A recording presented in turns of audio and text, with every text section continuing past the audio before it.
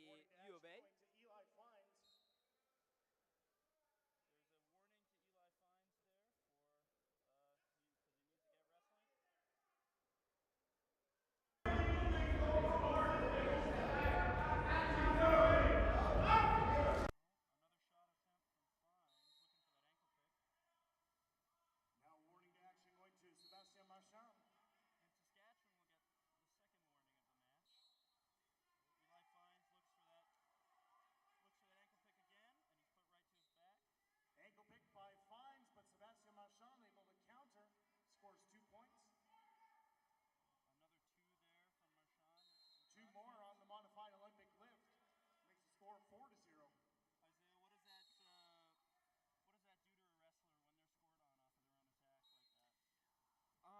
It's tough for them. They're trying to create offense, but then their offense gets countered. It's tough, but usually they're able to bounce back.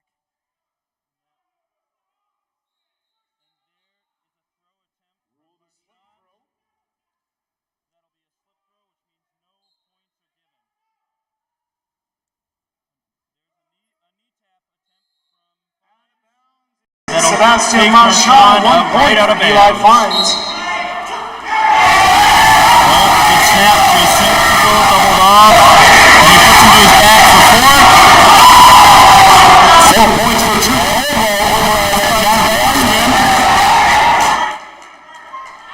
Looking for the pin, and they call it. And securing the fall, Sebastian Marchand on mat 2. Your winner at 76 kilograms from the University of Saskatchewan, Sebastian Marchand. Even though these matches are 7th, 8th, Steve-O, they're still super important for those team scores, right? We're still trying to compete for those team championships. So each of these matches are just as important. Coldwell, make it 8-0. These the Two national more on the title could laces. come down to 1 or 2 points. So 10-0 your every score, your little winner bump up at in 68 placing matters. kilograms, representing the University of New Brunswick, Drew Coldwell. Wrestling now on mat 2, representing Concordia, it's Angus Scott. Representing the University of Alberta, it's Stephen Groves. Our second match. Groves and on Scott, mat 2 125 here. up on Mr. Groves from number University 2 of Alberta and on Mr. Scott mat from University 1. of Concordia. Representing the University of Calgary, it's Omar Ragab. Representing Lakehead University, it's Ryan Barney. We got the Barney big boys. A little bit of a different style here. There's a lot more strength used, a lot more pummeling. It's really good to see. These are some of the biggest guys you'll see on the mat today. This is our 125 kilo category. And there's a takedown for Angus Scott of Concordia. That'll get him 2 points. Looking for a lace ankle here. University of Concordia is known for their lace ankle, but it looks like he's not getting it right now. 2 points on the takedown for Omar Ragab.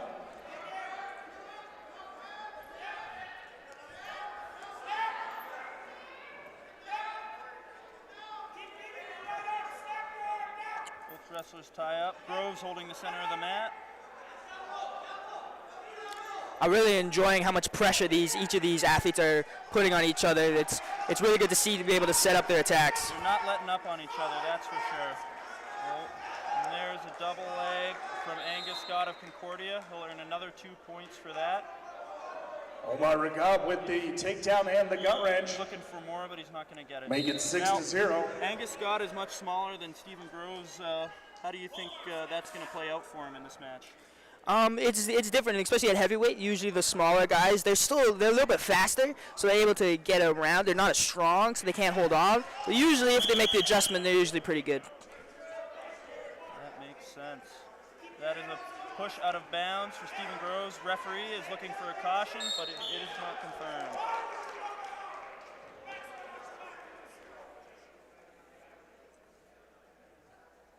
And we do have a winner on mat 1. It's Omar Ragab from the University of Calgary. Oh, there's a single leg attempt from Stephen Groves, and he'll get another one for that. It looks like the referees are once again looking to caution the Concordia wrestler for fleeing, but it is not given yet again.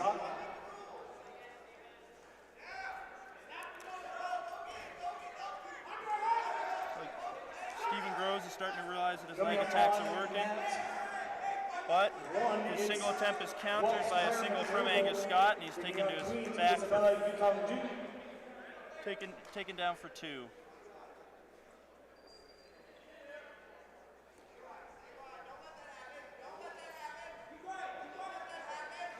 A turn here from Angus Scott from the chicken wing. He's looking for the fall here.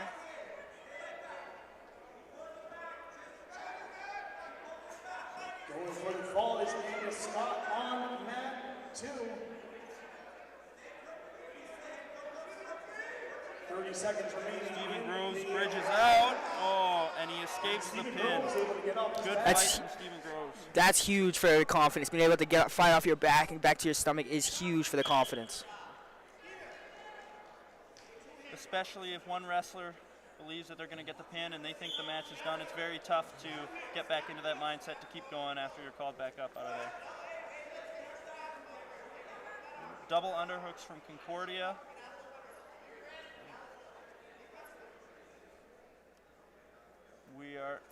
We are coming to the end of this period. 8-2 for Concordia. Yeah, that first round was really good by Angus. He was able to get to his leg attacks, take Stephen down. For Stephen, he's just really got to work on using that explosive power. He's really good at blasting through, getting Angus to the out of bounds. But yeah, I'm excited for the second round. 100%.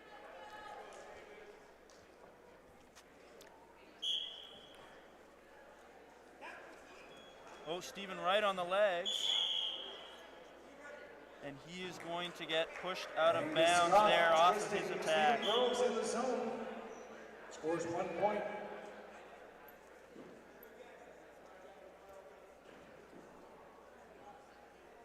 Once again, both wrestlers pressuring into each other, looking for the perfect opening. Oh, big snap from Stephen Groves into front head. We'll see what he can do with this.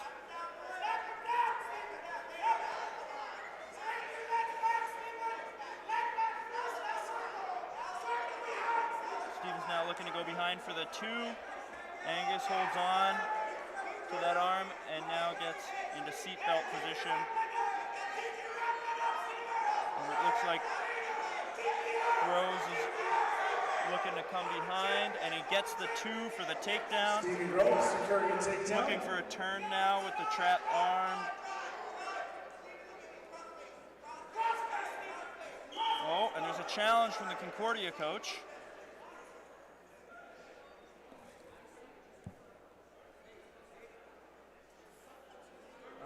It seems that he might not have been happy with the position that the Concordia wrestler's arm was in. What do you think about that position, Isaiah? It's dangerous. If you take it back past a certain point where there could be a risk of injury, then they have to stop the action. But the ref, with their discretion, didn't believe that it was worthy enough to be stopped. 100%. It is the referee's job to keep the wrestler safe on the mat at all times. And both wrestlers looking for inside control now. Oh, shot attempt from Stephen, and he's caught in front head.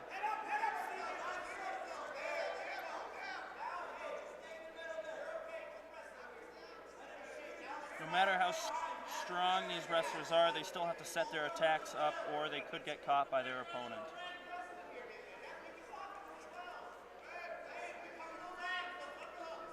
We got about a minute left in this match. Stephen is down by 4. He's really looking to pick up the pace now. He's got to score. Stephen's going to need to start moving if he wants to stay on top in this match. Stephen's looking for the knee pick over from the overhook. Both wrestlers have a leg. Stephen's got a single now with the arm trapped. He takes him out of bounds, and the referees are going to give 2 points for that, making it 9-6, narrowing the gap to 3 points. Anything could happen in this match. Usually when we get down to this, it really, who's got the bigger gas tank? Who's able to last for this last 30 seconds? And that Definitely with Angus Scott being a little bit smaller, that might work to his advantage. He might have a little bit of a better gas tank. Oh, but you see Stevens' explosive display of power there for another 2 right out of bounds. 18 seconds remaining, trailing by 1. Angus Scott. And that's where you see strength coming into play, and that's another 2 for Stephen Groves. And it puts him in the lead 10-9 with 14 seconds left in the last period. This is incredible. All Stevens got to do now is 14 seconds. Can't give up a point. He has closed that gap, and now he just has to wrestle smart. You see, Stephen is fairly new to wrestling. This is his first university year, and he has taken this match 10-9 with a comeback late in the second period. Really displaying the power and strength that some of these big guys have. What do you think of that match, Isaiah? That was incredible. Yeah, just like you said, this is the 125 class is always got the biggest, strongest guys in the meet. So it's incredible to see them using their power to score. 100%, and it really shows you that the match isn't over until that clock goes the last time. University of New Brunswick is Elena. We would like to thank some of our local sponsors here today, and that includes the Westin Hotel Edmonton, Global Edmonton, Explore Edmonton, and the Big Rock Brewery supplying all of our alcohol for the event. They're the ones making this possible.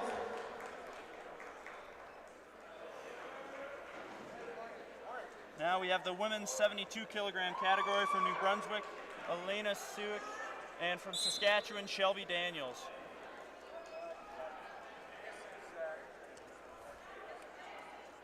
It's like a shot attempt from New Brunswick, but blocked out by Daniels, now wrestling in front head position. New Brunswick slips out and comes off to the side, sneaks behind and breaks down the tripod position to get 2. Elena Suick able to drag out of that front headlock.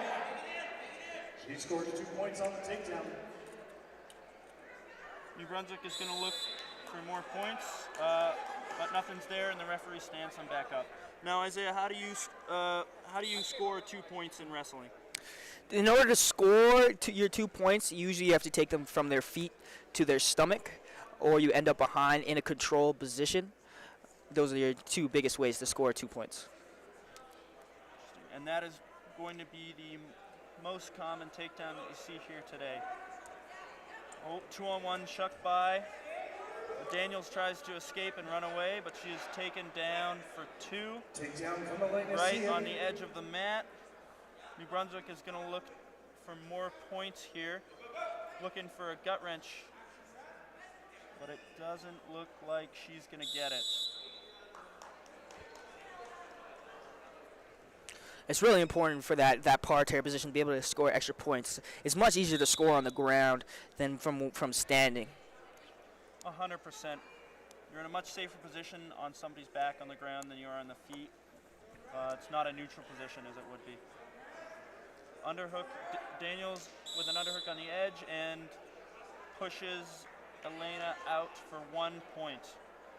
The ref is going to warn the New Brunswick wrestler to stay in the mat and try not to go out of bounds.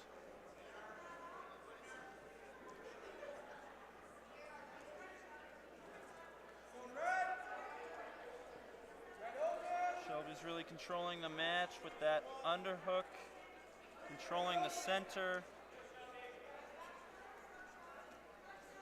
Taking New Brunswick back to the zone. She circles out and takes a single leg.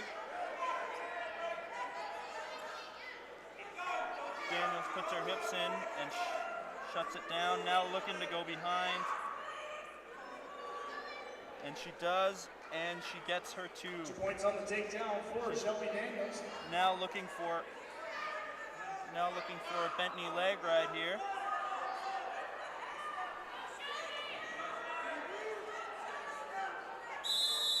Something that Saskatchewan is known to use quite often.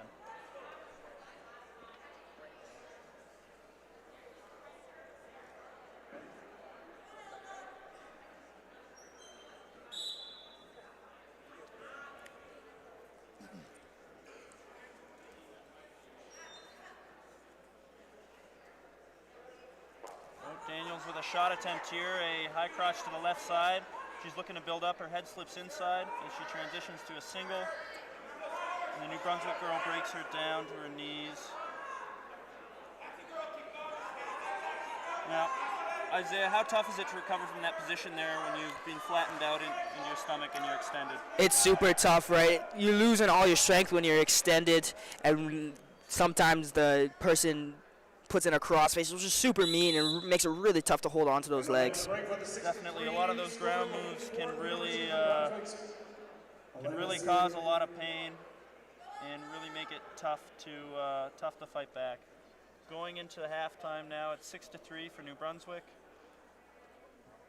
This is a competitive match so far, and it could go either way. I'm loving the ferocity by both these women. They're really taking it to each other, strong in their hand fighting and very aggressive, and their leg attacks are coming off that strong hand fighting. They're not afraid to take leg attacks in this match, as you've seen so far, and they're wrestling through every position, which really makes for an entertaining match.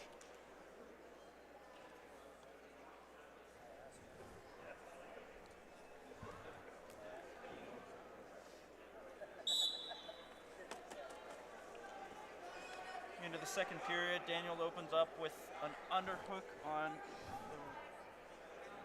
the right. Actually, it's New Brunswick. They're 2-on-1. She sucks it by, looking for a single, but nothing's there. Daniels comes into front head position and looks to snap her into the mat, but New Brunswick recovers into a single leg and takes Daniels down for 2 points. She's now looking for a turn to score a couple more points here and solidify her lead. She gives up on the laced ankle and looks for a gut wrench, and no points are scored on the ground.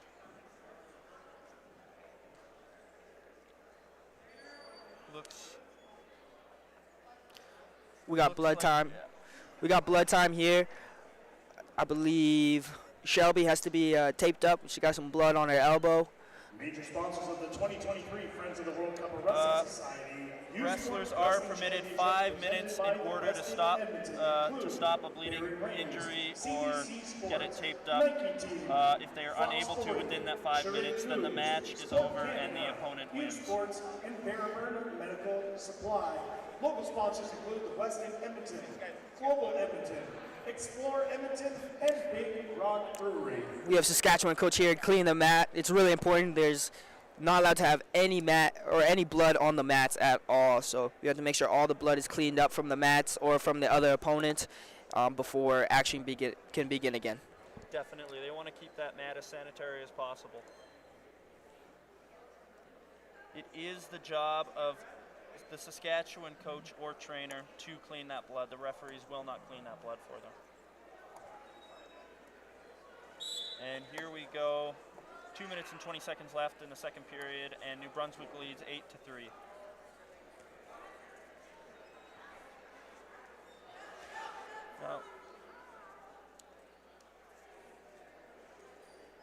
Now New Brunswick keeps coming to this 2-on-1 position. It seems to be what she does best.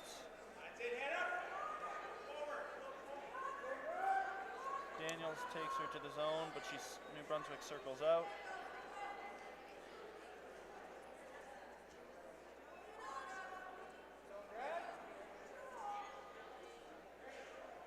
Take Red to the zone once more and walks her out with an underhook. And they are looking to give her a caution, and it looks like it is confirmed. So because Daniels did not, or because Elena did not try and wrestle back into the mat, she will be cautioned an additional point, and Daniel is given 2 points for that step out. That's super important for Shelby. She understands that if she controls the center and continues to drive her opponent out of bounds, she may be able to caution her out of the match. Definitely, and it looks like she's really realizing that the zone is the area that she needs to work in, as that's where the New Brunswick wrestler is having trouble. And she gets another 2 right on the zone. Looking for that bent knee leg ride once again. She's not going to get it, though. The referee stands her back up. On the ground, trailing by 2 is Daniels from Saskatchewan. blood time once again for Daniels. Looks like it's that same cut from before. Golden Bears and Pandas Athletics are hosting the final 50-50 of the 2022-2023 varsity season. Correction on the score, it is actually 8-7 for New Brunswick. They missed the extra single point. Proceeds from this year's online 50-50 With short time left, only down by a point. Shelby's got to continue pressuring to the zone. This is where all her points are coming from, that pressure, and I'm excited to see what happens. Definitely, if she is able to keep controlling that, then she might be able to take this match. She's narrowed it to a 1-point gap in their scores, and all she needs is one takedown to put herself in first in this match. New Brunswick right back to that 2-on-1, looking to snap that down.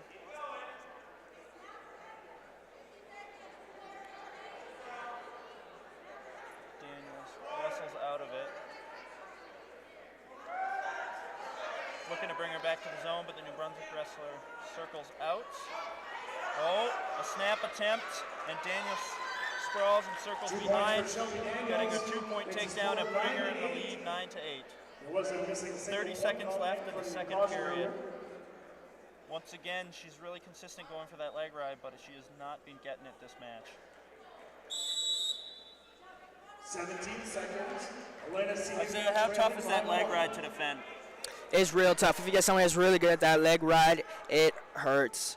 There's a lot of pressure through the hips, and it's very tough to defend. Definitely.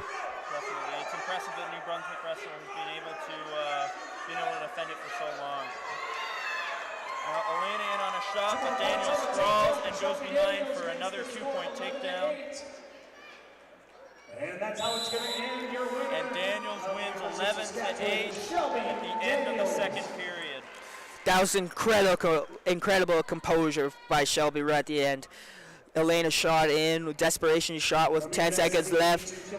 Shelby defended it perfectly and ended the match. Exactly. Daniels really wrestled through every position there, and coaches have to be happy with that match.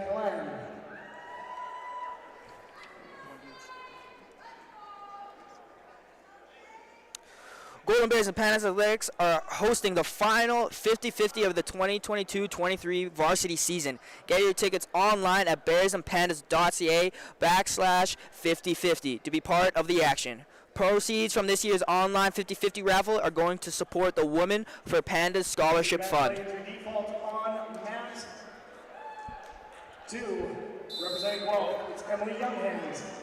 Emily Younghans from Guelph won by injury default. The New Brunswick wrestler was injured yesterday in one of her matches, so that is an automatic win for the Guelph wrestler. Another women's match, we have a women's 76-kilogram category. This will be Western University facing off against University of Saskatchewan.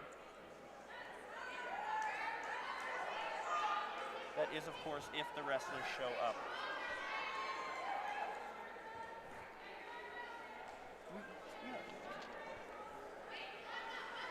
Our major sponsors of the 2023 Friends of the World Cup of Wrestling Society U Sports Wrestling Championship, presented by the West End Edmonton, include Baron Rings, CBC Sports, Nike Team, Box 40, Sherrard Cuz, Sport Canada, U Sports, and Verburn Medical Supply. Without these sponsors, we wouldn't be able to hold such an amazing event here in Edmonton.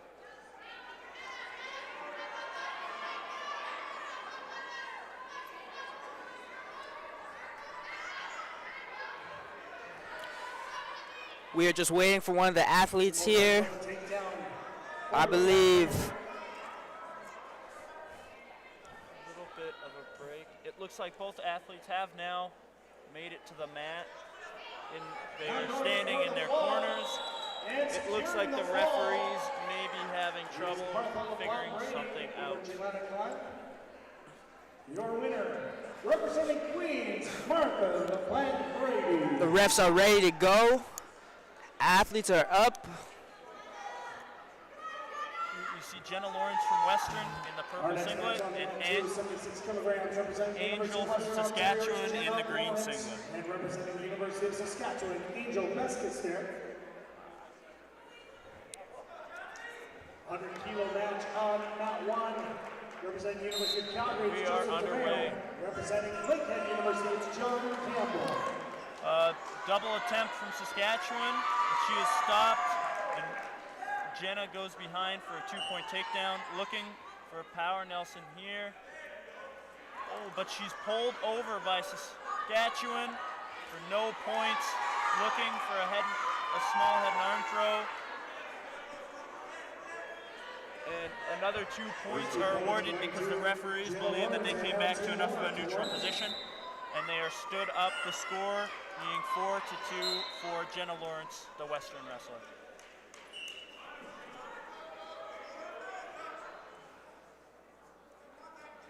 They tie up in over under there, nothing comes of it, and they release. A big head and arm attempt there from Angel Beskester. It is ruled a slip throw. On mat two. Now, Isaiah, how Verbal warning to action. big is the hip toss in women's wrestling? It's huge. You see it a lot. They're very, very good at it, and it's a great way to score 4 points.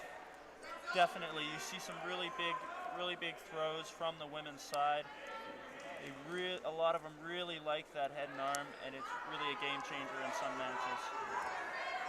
Another double attempt from Beskester.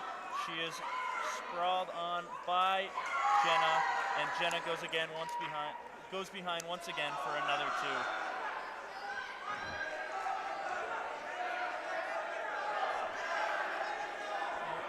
2. Jenna comes back out in front. An interesting decision. And they are called back up. 2 more for Campbell.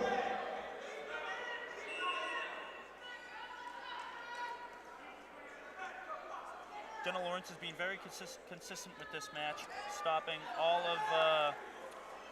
of the Saskatchewan's attacks so far with a very strong sprawl. Yes, Jenna's counter wrestling is on par. Every attack Angel has taken has been stopped, and usually has a counter attack and been able to score. Definitely.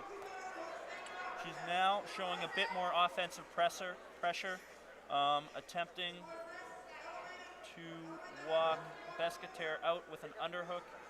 Beskester continues to back away.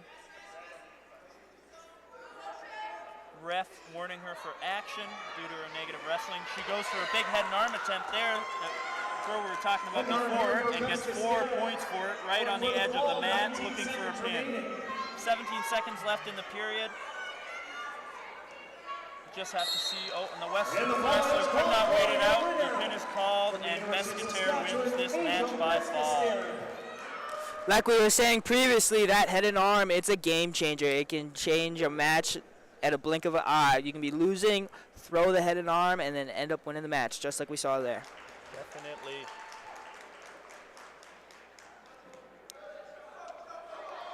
Also shows how a match can change at any second.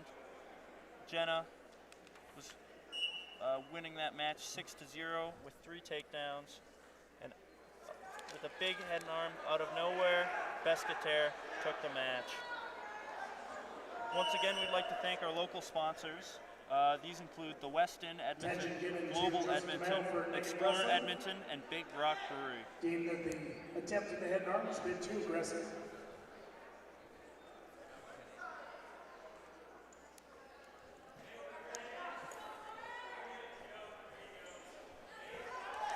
Once again, another break between matches. It looks like both wrestlers have arrived, but once again, the referees are trying to sort something out.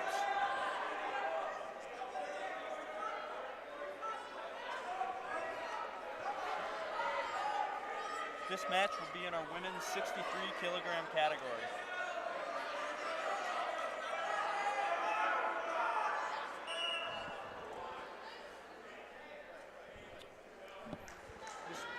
You will see Guelph's Lauren Chu facing off against Saskatchewan's Angela Albers.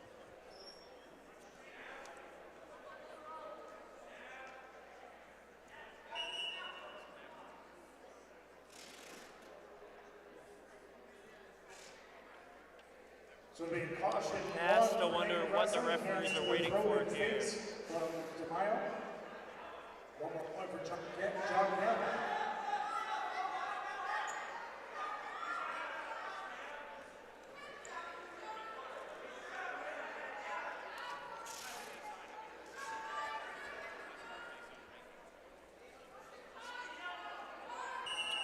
This is, of course, the first session of the day.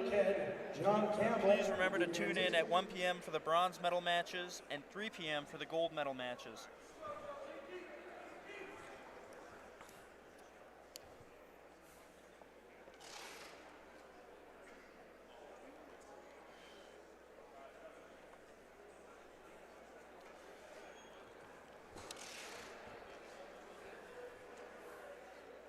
We have a long day ahead of us here, Steve-O. Let's talk about the team race. It's pretty competitive on the men's side. Same with the women's side. Alberta women are leading the charge on the women's side, and the Brock men are leading the charge on the male side. I'm really excited to see at the end of the day who's going to come up on top. Definitely, and on the men's side, the top three teams at the moment are. The scores are very competitive, and they're all within a couple points of each other. So really, anything can happen today. That's why it's super important what happens in these 7th, 8th, and 5th, 6th matches. All these points add up when it comes to that team race and that coveted team title. Exactly.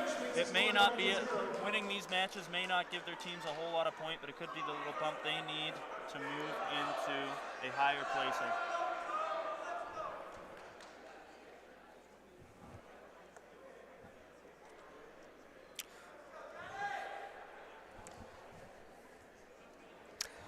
I believe we were just waiting for the match on mat 1 to finish before we start our next matches.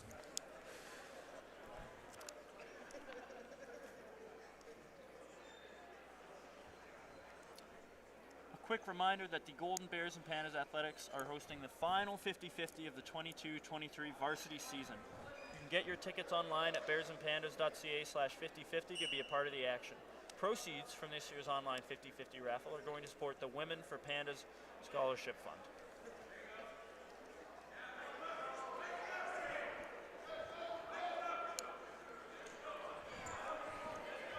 See both wrestlers still on the side of the mat waiting.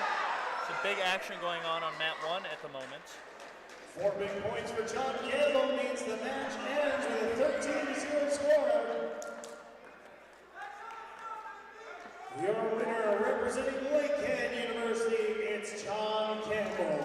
Because these are championship rounds and people are fighting for places, we are waiting for match getting started over on mat 2. For both matches on both mats to finish, representing the University of Saskatchewan, keep them in time with each other.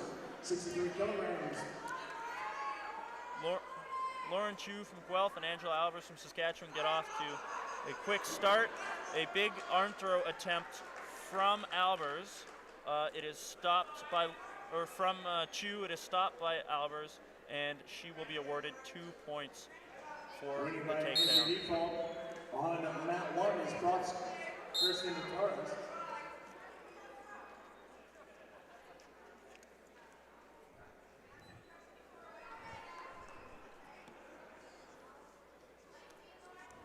Albers is currently holding the center of the mat. Some good hand fighting going on here.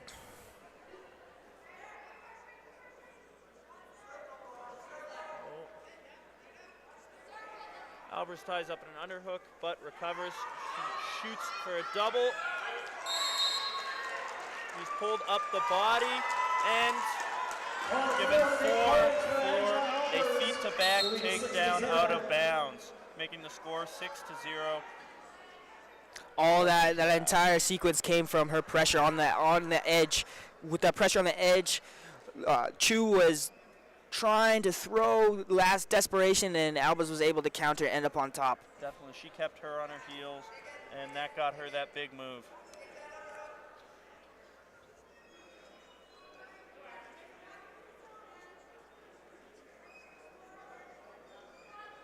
The Saskatchewan coaches telling the wrestler to take Guelph back into the zone, because that's where she got those big points. Looking to do it again, but Lauren Chu fights back out, and they now sit in over-under position. They come back to neutral, looking for wrist control.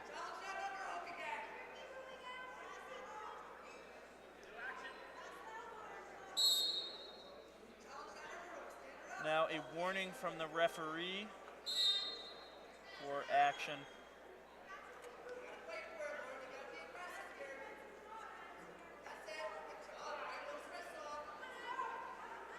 See Angela Albers with a big drive forward. Nothing comes of it though. 40 seconds left in the first period. Angela Albers leads 6-0.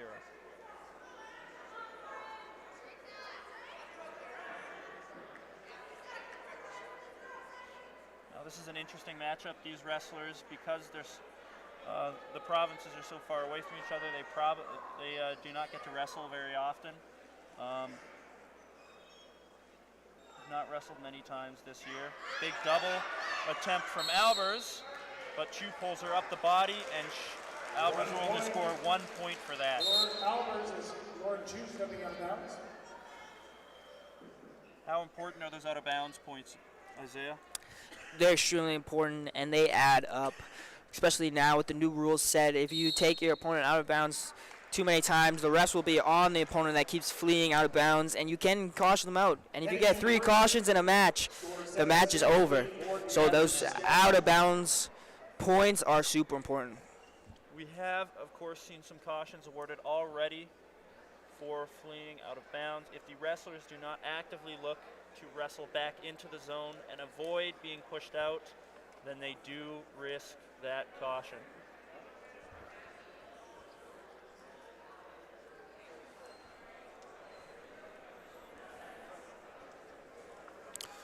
With a comfortable 7-0 lead for Albers, she's just looking for staying in a good position, not rushing anything, just taking what is there and easy to get. Definitely. All Albers has to do for the rest of this match is wrestle smart. Although we do still have 3 whole minutes left in the second period, there is a lot of time left for Lauren Chu to close that lead.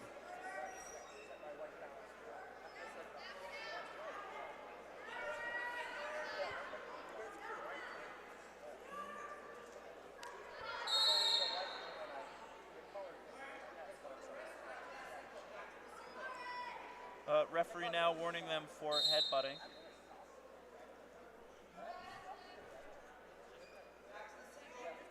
Of course, head-on-head contact is allowed, but if there is intentional headbutting, then the referees will stop the action and warn them, and if it continues to happen, then there will be a caution awarded. Oh, the big arm throw attempt once again from Guelph, but it is ruled a slip throw, and no points are awarded.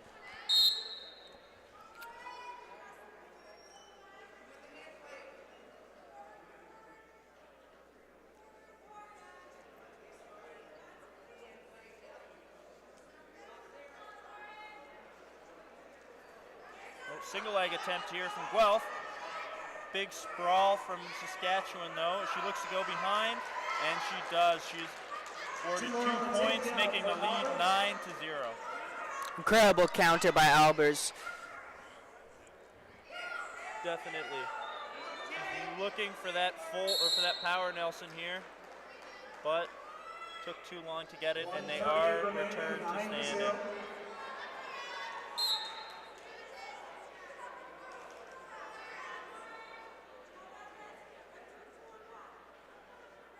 All Albers needs is 1 more point, and this match is hers.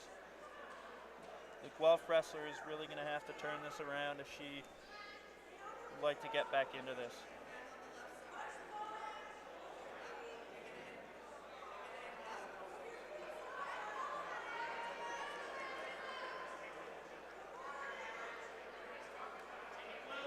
with a minute left on the clock, Chu's really got to pick up the pace. She's in a deep hole here, and she's got to start looking to score some points. Definitely. Albers is comfortable to hang out here. She doesn't need to score any more points in this match. She has an extremely comfortable lead. Oh, and they are going to warn that. Oh, and that will be a caution awarded to Guelph, their first point of the match, I believe, for hands in the face. Blue, 1 red for negative wrestling.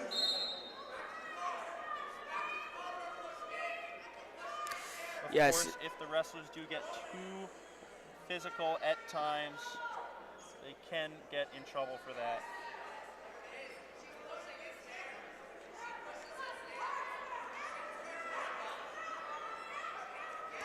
Oh, another big arm throw attempt that is once again ruled a slip throw.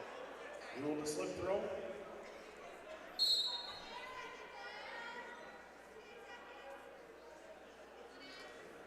How often do you see slip throws, Isaiah? Quite often, it's awarding the wrestler who is trying and attempting a high amplitude attack. If the defending wrestler does not do anything to stop them, then they are not awarded any points for. Definitely. There's another one there. Slip throws are a rule to just promote action in wrestling. A big shot attempt there right at the end from Guelph, and no dice. Albers takes this match in decision 9-1. You especially see a lot of slip throws in matches like this that go late into the second period. The barn burners, when wrestlers are very sweaty, they get tired, and they can't get their grips as well on their opponents. Mat 1 from York University, it's Stefan Neron. And representing Looks like we have another Sask wrestler. I think that might be our third or fourth Sask wrestler in a row. This will be Donovan Newdorf against Queens. Liam Horton from Queens.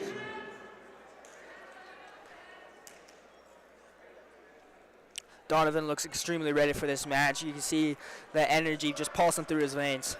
Definitely. Liam a little bit more relaxed, calm and collected. Donovan right into that underhook position there. Great pressure from Donovan.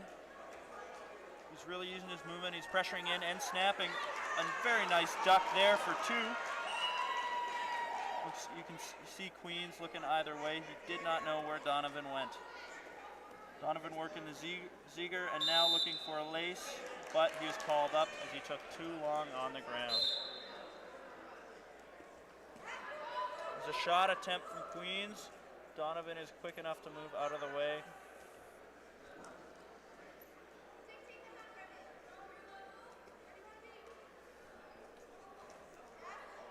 It looks like Donovan wrestles out of front head position. Oh, big double here, and he will get 2 points for that. Looks like he's right into position to get a lace ankle. He's going for it. Can Queens defend it? That's a 2 for Donovan. Looking to go out of bounds, and he slips off. Only 2 out of that lace. Was a very impressive defense from the Queens wrestler. Isaiah, why is that lace ankle so difficult to defend once it gets going? It gets so tight after each roll. It's so tight, and it's very, very hard. A lot of pressure on the knees, which makes it just give that athlete a little bit more of a reason to turn with the roll. Definitely, and that's why you see a lot of athletes will injure their knees with that move, because they just get so tight. Donovan with another 2-point takedown. He's looking for a gut wrench, but it was not there. Coming back to neutral. Queens tries to rush in, but Donovan comes underneath down to the body and gets a 2-point takedown for the technical fall. And that will be the match with a final score of 10-0. Your winner at 65 kilograms from the University of Saskatchewan, Donovan Newdorf. I believe that is our quickest match so far today. Place matchups is on mat 2, representing Lakehead University is Abraham from Paraitsientum, and representing University of New Brunswick is Jonathan Sherrard. Kopari Tianjum and Sherrard are up on mat 2. All right. This is the men's 72 kilogram category. We have Jonathan Shepard from New Brunswick and Abraham Fonpara from Lakehead.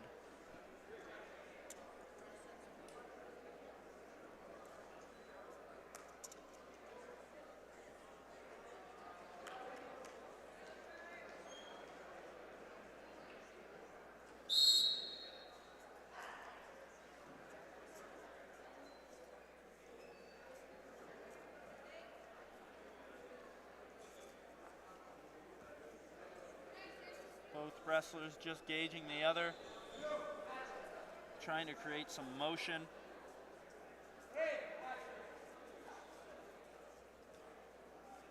Abraham is very quick when he wrestles, as you can see there on that high crotch attempt. He doesn't score any points, but he comes underneath, looking for the takedown. New Brunswick is hanging on tight to that leg, trying to stall out the position. Oh, he's wrestling in, looking to build Abraham up and get a takedown. Abraham comes to a crotch lift and rolls on top. Be the first score of the match. You can see the referee swatting at Abraham's feet, trying to make sure that he is not locking them, as that is illegal in wrestling. The only time you're allowed to lock your legs is when they are around an opponent's legs.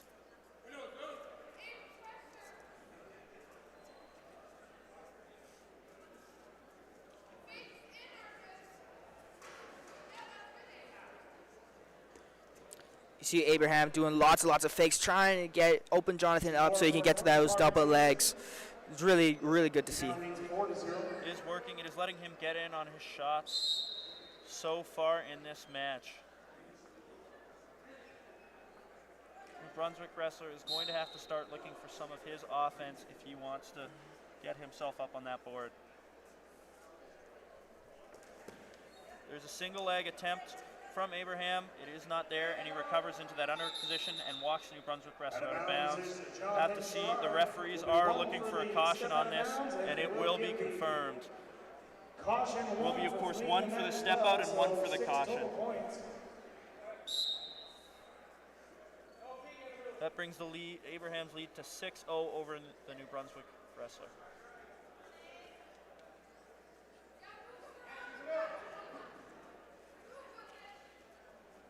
Very good movement from Abraham. You can see he's switching both sides. He comes behind, looking for a big throw. New Brunswick wrestler holds onto the leg, and they are going to give 2 red on that throw. It's going to be 2 points for Jonathan Sherrard.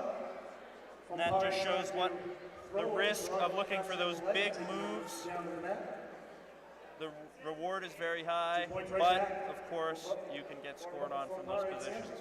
Abraham gets right back into it though with a 2-point takedown there. Of course, yesterday we did see a couple of 5-point moves.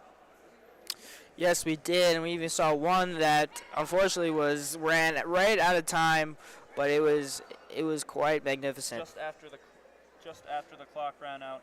Now, even if that doesn't score, you have to wonder what that will do to the wrestler that is taken down. Even when those big moves are scored on them, the points are one thing, but it is such a psychological drain to come back from such a big move like that. New Brunswick wrestler in on a single leg, big sprawl from Abraham, and he goes right behind with a re-attack. Very impressive speed. And time runs out in the first period. We're going into the break, 10-2. Abraham from Lakehead leading. They'll end the break with a 10-2 score. The lead right now for Lakehead's Abraham from Tianjum.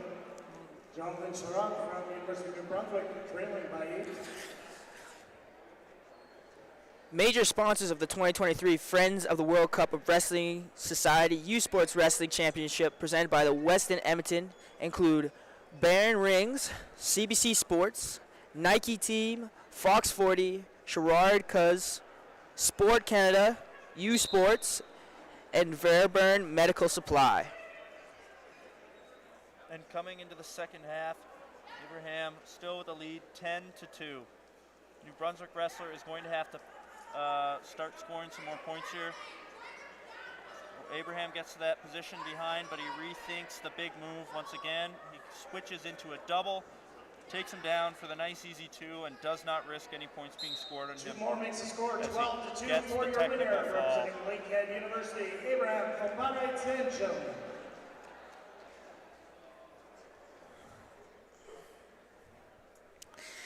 And that will conclude our 7th and 8th matches.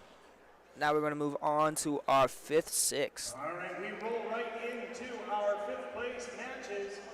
Starting off on mat 1 with 59 kilogram women's division. The matches will only get more exciting as the day goes on, so please continue to keep tuning in. Representing Wolf University, Rebecca Grangley.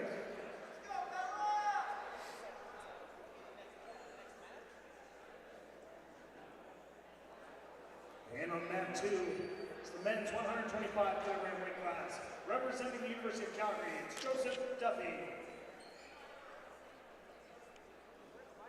And he will be winning by an injury default. Local sponsors of this event include the West End Hotel, Global Edmonton, Explore Edmonton, and the Big Rock Brewery. It's really amazing to see local businesses come in and support sporting events like this.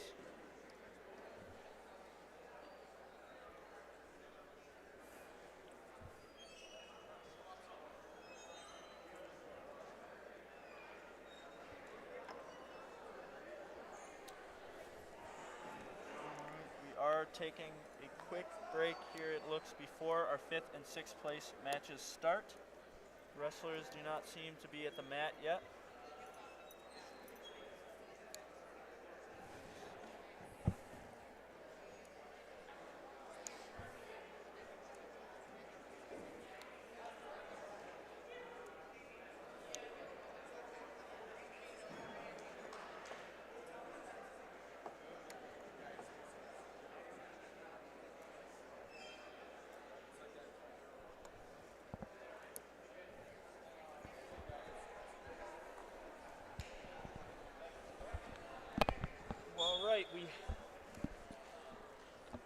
So I believe that the first match up on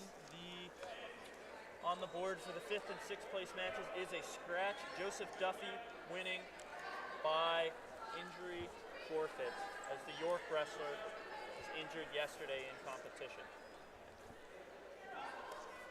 It is unfortunate because Duffy does have some exciting matches.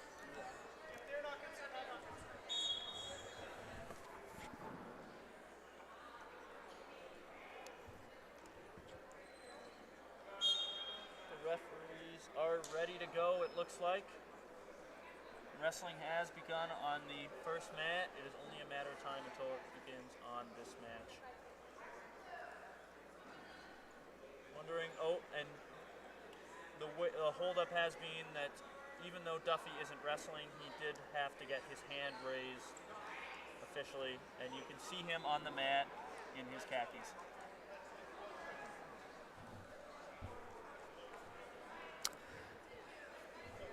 Now I believe we have to wait until the match on mat 1 concludes. We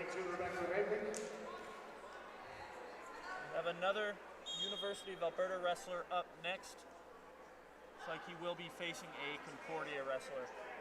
Concordia is, of course, from Quebec.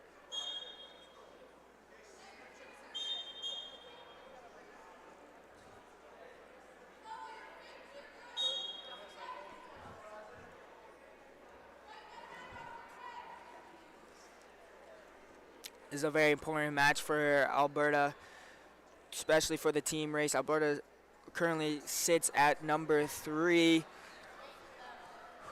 We need all the wins we can get today. These couple of points could be what they need to put them into contention for the title.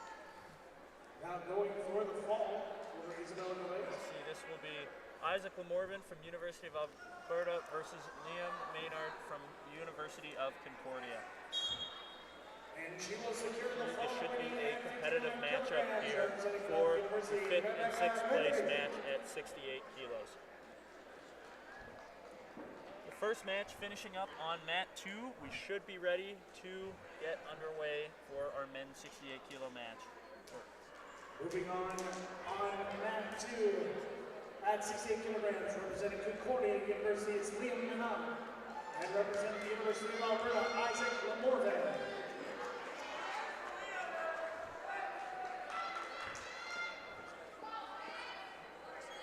All right, the referee shakes their hands. He is checking Isaac Lamorvan's knee pads just to make sure that there is nothing medical dangerous inside them. Lamorvan with a big underhook, fighting in deep, very aggressive off the bat, both wrestlers. Now Lamorvan now fighting for that 2-on-1. It's not there. He looks for a snap down. The Concordia wrestler keeps his composure against Lamorvan's flurry of hand fighting.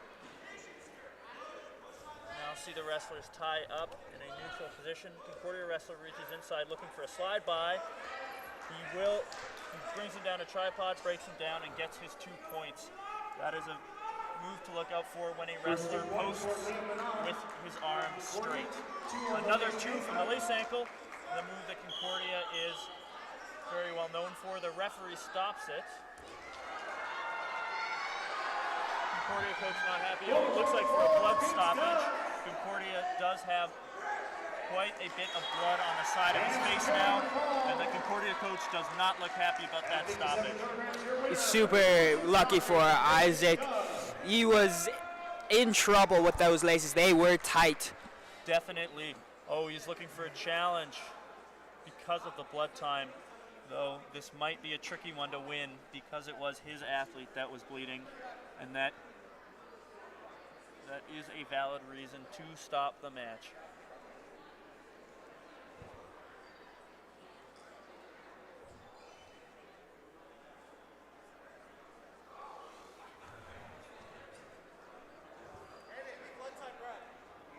Regardless of the outcome of this challenge, Lamorvan will not be put back into that lace ankle, and he's very lucky to be out of there. And the action stopped on mat 2 due to some blood coming from the head of Liam Manon. Now when Lamorvan comes back in, he's got to be wary of those lace ankles. Concordia is known, and they're very good at their lace ankles, and when they put them on, the match is usually ended. Definitely many wrestlers, when they get those,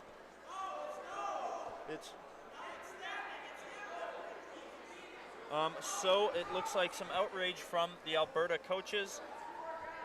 Looks like the referees were wanting to start in parterre position with Concordia on top, and the Alberta referees are, the Alberta coaches are informing the referees that because it was the Concordia wrestler bleeding, it is not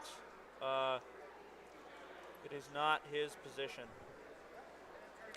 and that they will need to start again in neutral. We'll see what the referees come back with on this.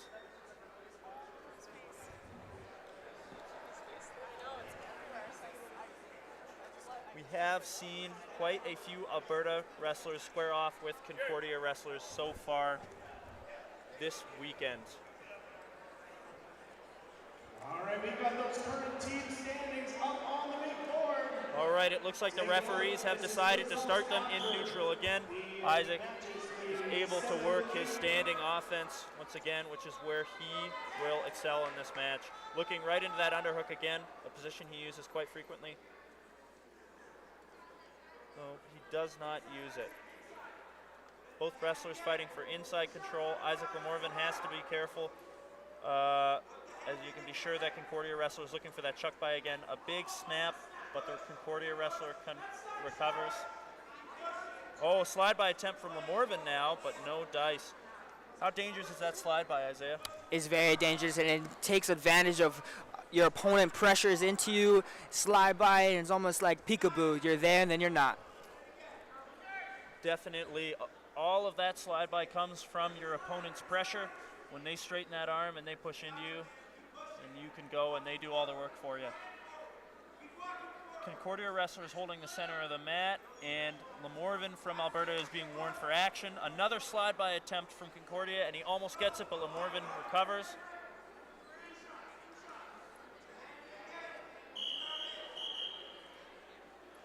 Oh, and the referee is stopping it for blood. Once again, the Concordia wrestler seems to have quite a beat-up face. This is tough. There's multiple cut sites, bleeding from multiple areas. I don't even think tape could fix this. I don't think it could, no. Might have to bring up the Vaseline for this one. We'll see 4 minutes of blood time left for the Concordia wrestler. Lots of time to get this fixed. You can be sure that he will probably need to use some more later in this match as well, as those cuts are not going to stop. See many wrestlers lead with their face, and this is proof that he is one of them.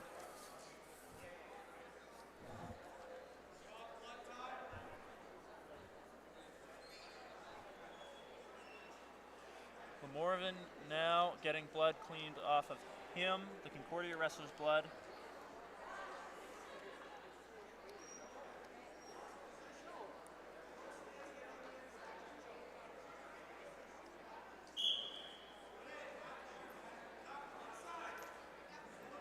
Concordia wrestler is very fond of his shuck-bys on that left side of his. Very consistent with looking for them, though he's only scored the one so far. Oh, Lamorvan looking for the 2-on-1 now. He's got a tight grip, but he's having trouble getting the angle on it. The Concordia wrestler. Concordia wrestler has been warned for blocking, it looks like. So it's a verbal warning to action going to Liam Menard from Concordia, and now some repairs being done to Isaac Lamorvan. Of course, when Isaac is taking that 2-on-1, the Concordia wrestler cannot just block Isaac out with a straight arm. He must look to wrestle out of that position, or it will be considered negative wrestling.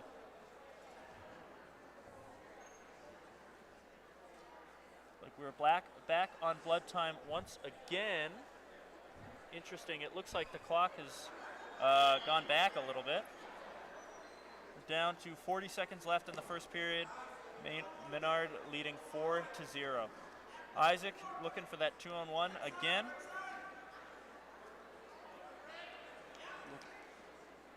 Looking to gain position, but Menard wrestles out of it and looks to wrestle from wrist control.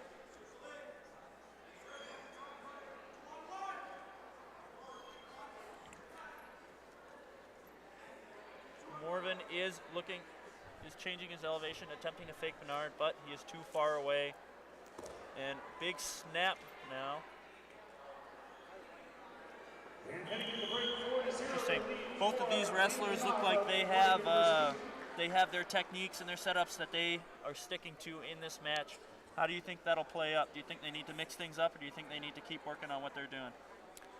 They have very similar style. Both of them are heavy hand fighters, really trying to work inside, using their strength.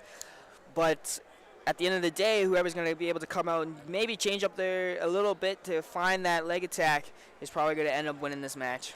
Definitely. You saw the big shuck by at the beginning, and many more attempts from Menard, but he hasn't been able to score with it since.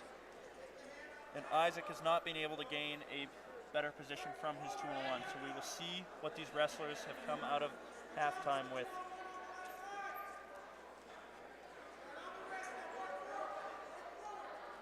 Morvan looking for wrist control. Both wrestlers with one wrist.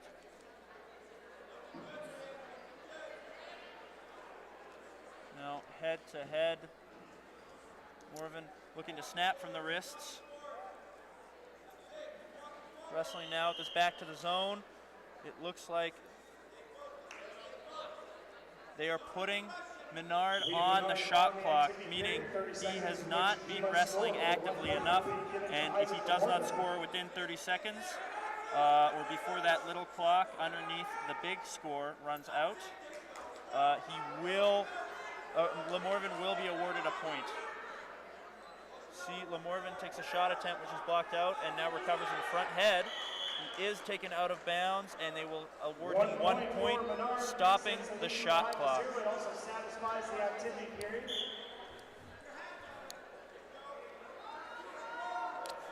Under 2 minutes left on the clock. Lamorvan's got to pick up the pace a little bit. He's got to get to an angle, try and open Menard up. 100%. He's looking for these positions and hand fighting well, but he's not using it. And in the end, that could prove not very good for him.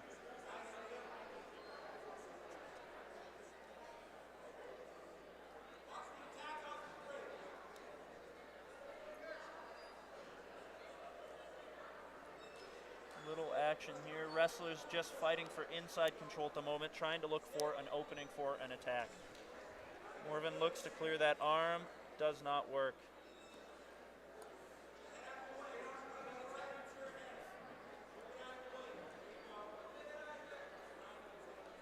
One minute left on the clock. The Alberta wrestler is going to have to pick up the pace if he would like to win this match. No points on the board yet. Still 50 seconds left, though, for him to generate some action. Menard is not looking for anything special here. He's just waiting for this minute, trying to stay in good defense, stay in good body position. Isaac has to open it up now that he's... Exactly. Menard is comfortable waiting this out and winning 5-0. Isaac has been taking big shots this whole match, but he has not been setting them up. And for that reason, Concordia has been able to get out of the way.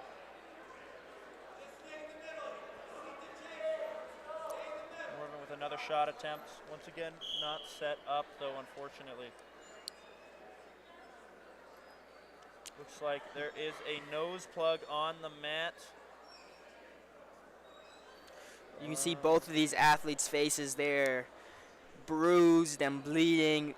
Really a testament to how physical this match is. Definitely. Getting up and wrestling a tournament is one thing, but having to get up 2 days in a row and continue fighting, especially when you're wrestling for your team at a national championships like this, is very tough.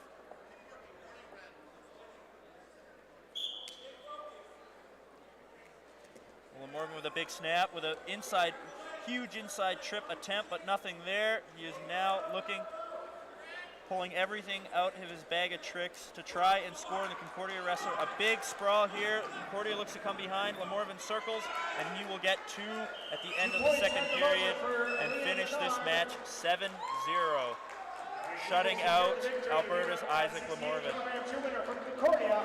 An exciting finish. A reminder that the Golden Bears of Pandas Athletics are hosting the final 50-50 of the 22-23 varsity season. Get your tickets online at bearsandpandas.ca/5050 to be a part of the action. Proceeds from this year's online 50-50 raffle are going to support the Women for Pandas Scholarship Fund. You can win some money and support an important cause. Right, we have Nick DeTora from Guelph and Swang Sherpa from Brock. This is the men's 61 kilo category. So again, these matches determine 5th and 6th placings at U Sports. Right off, Nick DeTora from Guelph with pressure, looking to drive. Swing to the zone. Sherpa circles in and is now keeping pressure on the zone. Double attempt from DeTora. They'll give two red to Sherpa for rolling through. Looks a huge scramble here. No points were awarded though, as there was no exposure. Sherpa looks to bring him through for 2, but goes to his own back, and DeTora is awarded 2. How tiring is a scramble like that, Isaiah? Extremely tiring. These 61 kilos is known to be a very fast weight class. These athletes have super speed, and it is exhausting sometimes. Definitely. And when you get into a huge movement like that results in no points, it can really drain you, especially when you look up and the referees didn't give you anything. right now. Looks like the referees. It looks like there was a challenge from Guelph. The referees were not happy with how the coaches were not happy with how the referees scored that, and they are reviewing the video. Looks like they're giving the challenge block back, meaning that they were correct, and Guelph is awarded 2 more points from that long exchange that they had there. Looks like Brock is thinking of challenging now. Not happy with that. Although I do believe you are not allowed to challenge a challenge decision. Oh, and they are challenging.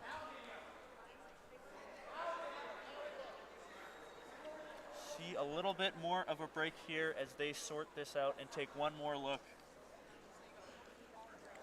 Although, do you think that their referees are going to come back with something different here after reviewing it for the first time? I don't know. It was tough. The first time it was just a ref. The refs just talked about what they saw, but now they actually have to see the video. With the angle of where the camera was, I think the right call will be made. Definitely. And you have to wonder how confident Brock is in this challenge after the video was already reviewed one time and rescored. We do, of course, have Mike Drought reviewing the tape.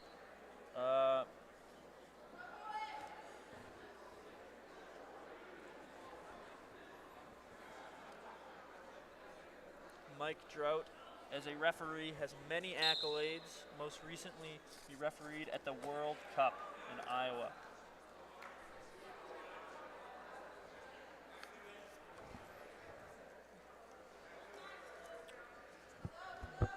Good long while to review the action. They are most likely reviewing the entire scramble there. There is quite a bit of movement for them to assess. Leg attack for Collegiate. He scores 2 points, pursuing the double.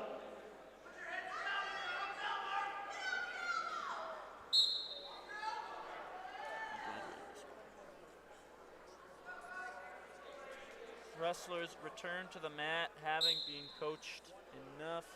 It looks like the Brock team has lost the challenge, and 1 point will be rewarded to Guelph. This means that the Brock team is no longer able to challenge in this match. 1 point going to Nick Torre.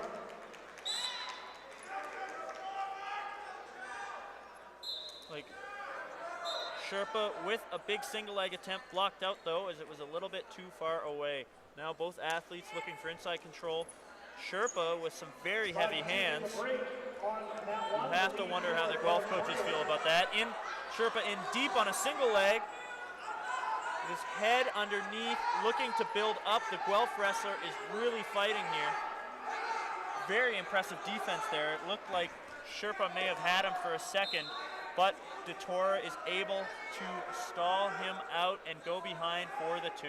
Very impressive defense on his part. 7-2, we are a minute and a half through the first period.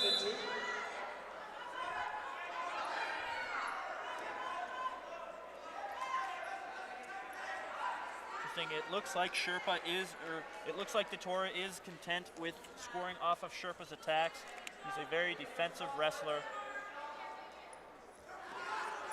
He does take a shot there. Oh, goes behind for a clean 2, making the lead 9-2. Score 9-2.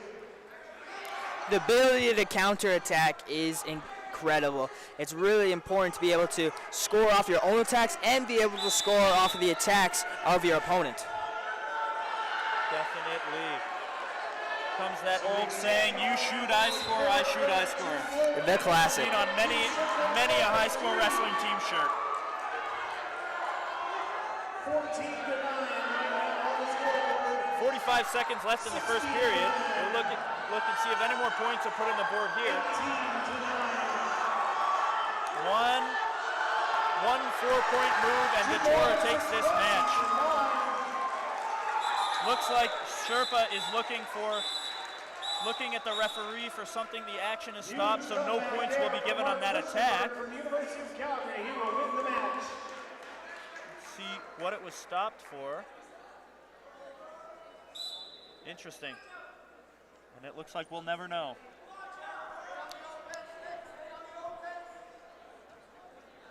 "20 seconds left. DeTora looks to take Sherpa to the zone, but he circles out with a very nice single leg attack, picks him right up, chases him in a tripod, and that is 2 points. An amazing single leg attack from Sherpa. He's been looking for that all match, and it's finally there.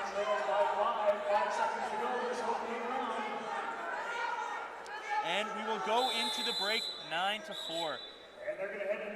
Isaiah, how difficult is it to stop an attack that fast? It's really difficult, especially if you time it right. That mixture of timing and speed really catches people off guard, and before you know it, they're behind you on your legs, and you're getting taken down for points. Definitely. Those attacks can come out of nowhere, especially at the 61 kilo weight category.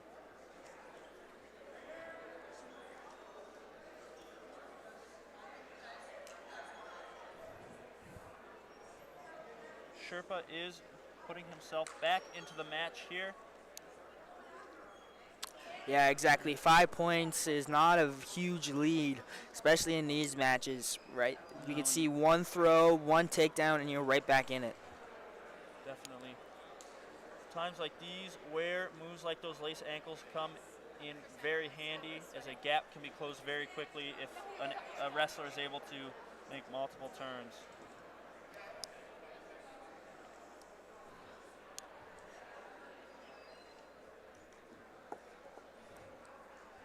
We are on blood time at the moment. The Guelph wrestler looks to have a nosebleed, possibly in both nostrils.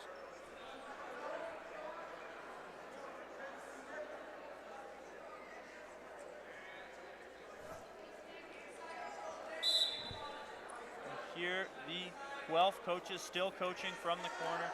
A big single leg here he looks for 4 and he gets it. His feet to his back, 1 point away from a technical fall on Sherpa. If Sherpa's not able to defend a turn here, then that will be it. Well, he gets his hips down, and it looks like no more points will be scored in this exchange. A very nice single leg, very explosive there. Oh, a big shot from Sherpa, and DeTora goes behind there once again, showing his defensive power and his re-attack skills, and he will win 15-4 with a tech. Just a quick Impressive. note for the remainder of the 5th and bronze matches. Counterattacks were the huge theme of that. Every time Sherpa shot, it was a quick stop of the motion and getting behind to score. 100%. Just shows that you cannot sit on top of your opponent after they take an attack. Lots of opportunity there to score some points. I'd like to once again thank our major sponsors of the 2023 Friends of the World Cup of Wrestling Society U Sports Wrestling Championship, presented by the Westin Edmonton. These include Baron Rings, CBC Sports, Nike Team, Fox 40, Sherrod, Coos, Sport Canada, U Sports, and of course, Veriburn Medical Supply. Wrestling now on mat 1 from Guelph, it's Jamie Sparks, and from University of Saskatchewan, it's Allison Kazoo. We are now into the 72 kilogram women's category. We have Ellie Wist from Calgary and Natalie from McMaster.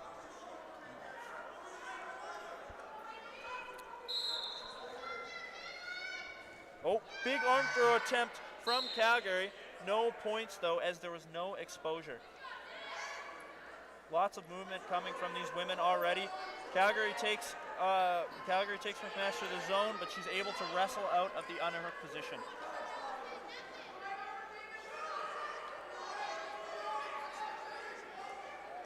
Snap to front head, and Calgary will look to go behind. Oh, but McMaster recovers. Calgary will be awarded 2 points for the exposure there and will go behind and look for a turn. Impressive. You can see these women do not keep wrestling, and there is a reversal there for 1 point to Natalie Weichko. just like that, the position is hers, and she looks to get those points back. Very impressive reversal there. It's 2-1 on mat 2. The lead for Calgary's Haley Wiz. Natalie Vecchio able to get a reversal.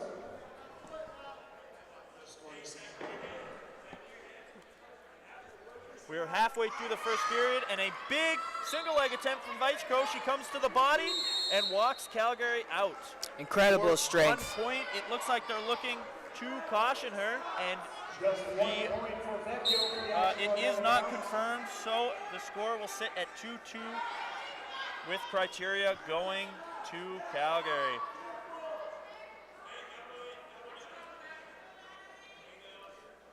Now, Isaiah, you see a lot of over-unders, a lot of over-under positions in these bigger weight categories. Is that very popular with some of the bigger wrestlers? It is. A lot of them, the over-under position is a good position to attempt throws. And a lot of these larger wrestlers love to throw. Definitely. You will see arm throws, head and arms, and lat drops are all very popular at some of these upper weight categories, and they do make for exciting matches. Now Weichko coming off a 2-point takedown, leading the match 4-2.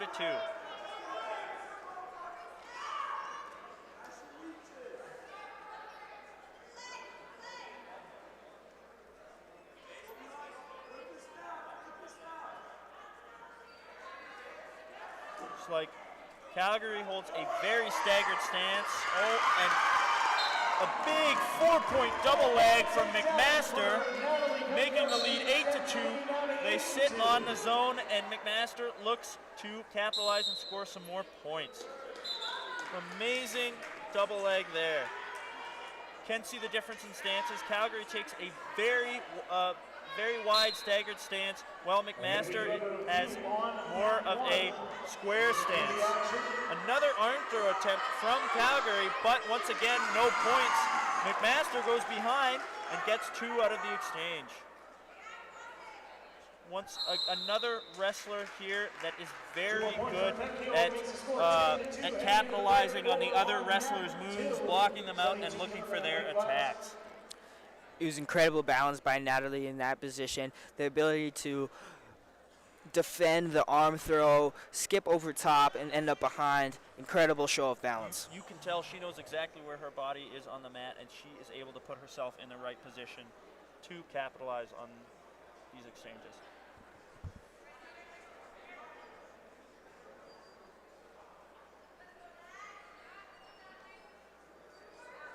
All right, the wrestlers return to the center after talking with their coaches.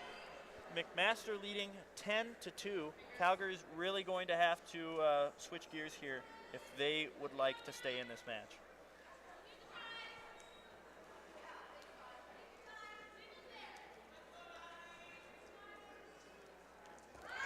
Oh, you can big single leg attempt. She was blocked out by Calgary. So successful challenge, 2 additional points for Jaden Sparks. 4 points now on the front headlock throw. See, Natalie is not in any rush to finish this match. She has a very comfortable lead. Big snap here to a takedown. She will get 2, and that will be the match for McMaster. 2 kilograms, your winner from McMaster, Natalie Vecchio. Flawless match by McMaster. She stuck to her game plan the entire match, and that's obviously why they was awarded the technical superiority.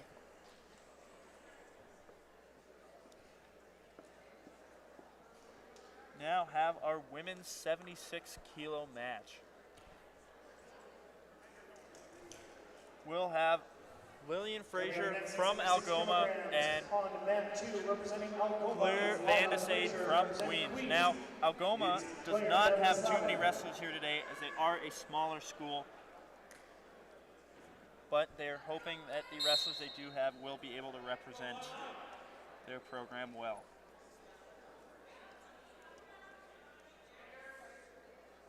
Queens wrestler with consistent pressure forward.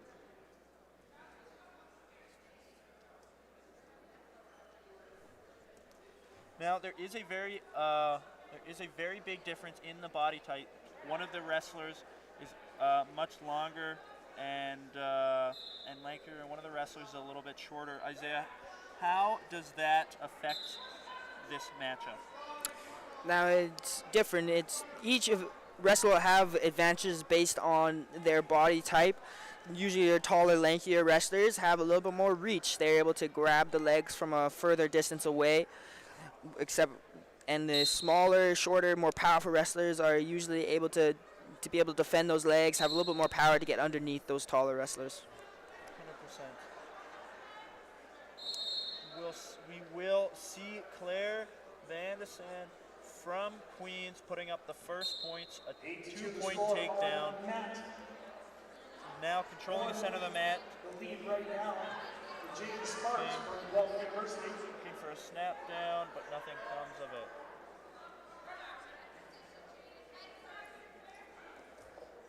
Single leg attempt, but there was nothing there. Ooh. Interesting exchange there. Queens shuts the Algoma wrestler off from the throw attempt and scores 2. And we've got a challenge ball in on mat 1.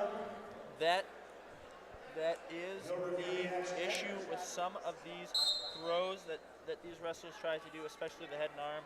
They do score highly, but you do have to turn your back to your opponent to get it, which puts you in a danger position.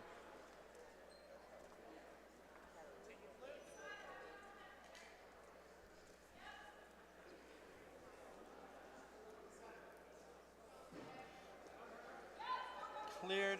Queens wrestler clears that elbow and goes behind, looking to break the Algoma wrestler down from tripod and gets her 2. 2 more points for Van de Sande. She now leads 6-0.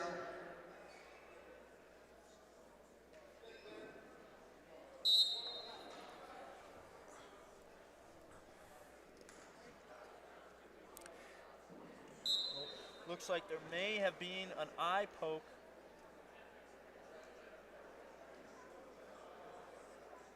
From the Queens wrestler. It looks to be an accident.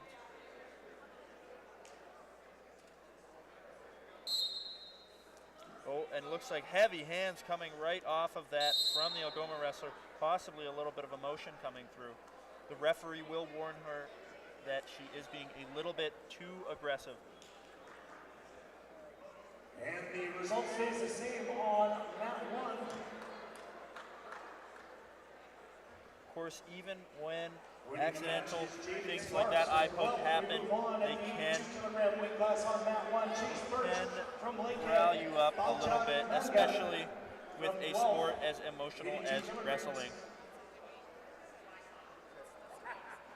I believe the ref may want a stoppage based on maybe some head contact. You may believe that the Algoma athlete may have suffered a concussion.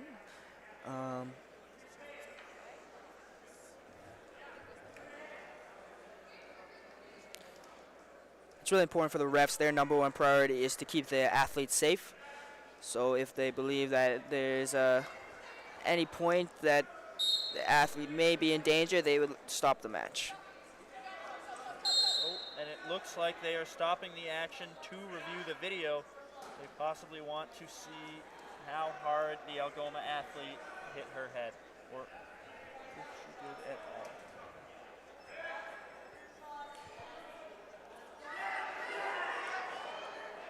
Going for the fall, Chase Birch. And he will secure the fall. Take this time to thank our local sponsors. These include the West Inn Edmonton, Global Edmonton, Explore Edmonton, and of course, the Big Brock Brewery.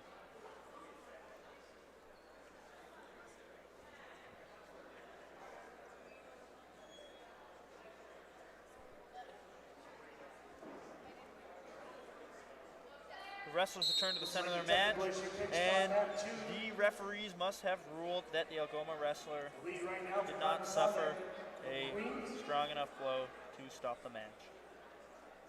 Looks like the Algoma wrestler looking for 2-on-1, but Queens wrestles out of it.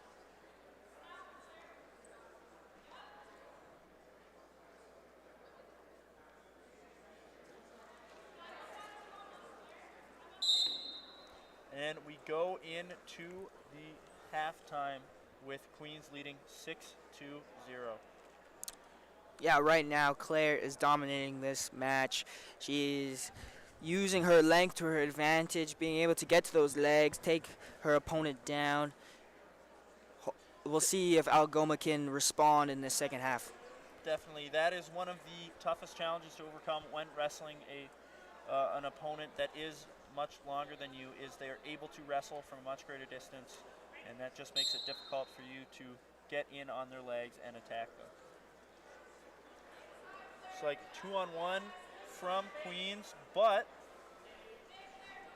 recovery from Algoma. The Algoma wrestler will be warned due to hands to the face, but it was not mean enough for the referee to stop the match. Shuck by here from Queens. Very nice slide by, and 2 points will make the lead 8-0 for Claire Van de Sande from Queens.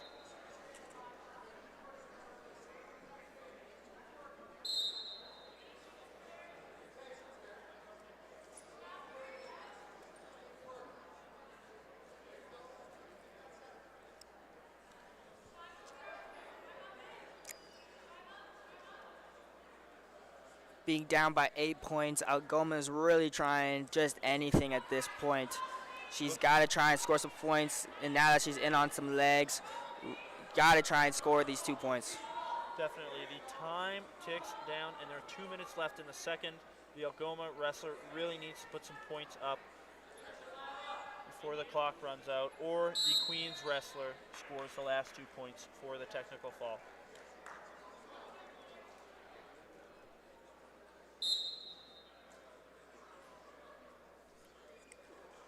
Right off the bat, a lot of head-on-head contact here. Queens wrestler very comfortable in this overhook position, it seems.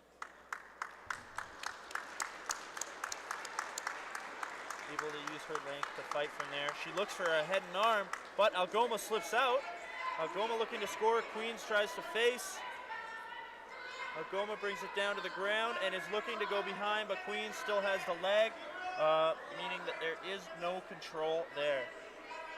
It's like Queens may be able to stall this out, or possibly even score here as she gets her head out.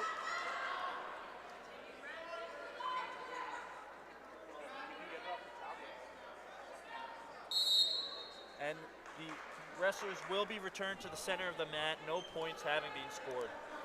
Incredibly savvy by Claire. Being able to not give up points, even though she's winning, is testament to the athlete she is. Definitely. Claire does hold her composure very well in this match.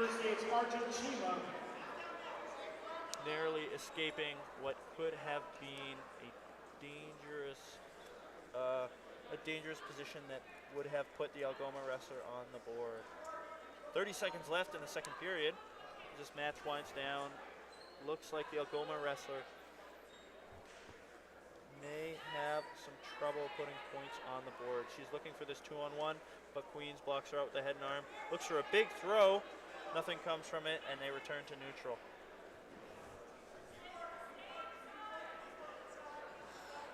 Queens just looking to close out this match. One last shot attempt, a Hail Mary, and it is stopped before the time runs out, and Queens will win this match 8-0, shutting out the Algoma wrestler. Your coaches have to be happy with that performance. Moving on now on mat 2. It's a 67-kilogram women's division representing the University of Saskatchewan, Jenna Patrician. Representing the University of Calgary, Angelina Ellis-Toddington. Ellis-Toddington and Patrician are up on mat 2. We have a Can West rematch here with a battle between Calgary and Saskatchewan. Angela Ellis Toddington from Calgary and Jenna Patrician from Saskatchewan. Angela Ellis Toddington is a Pan Am medalist and a junior national champion and world team member.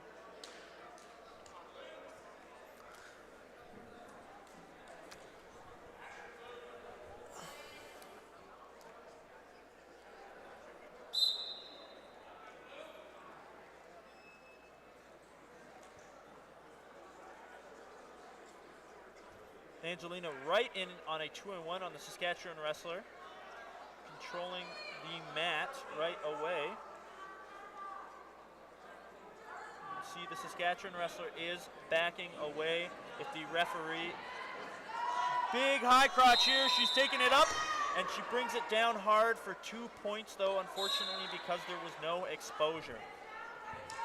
2 points for Angelina Ellis Toddington. She's now looking for more points. Elevation on the leg attack. Looking for a leg ride, but she does not have it. Now you see that quite often. Unfortunately, wrestlers put a lot of effort into getting big moves instead of finishing them quickly, and they end up only getting a 2 or a 1 out of it. The single leg attempt now from Toddington, or double leg. She brings Patrician to her butt and will score 2 points on that and look for some more behind.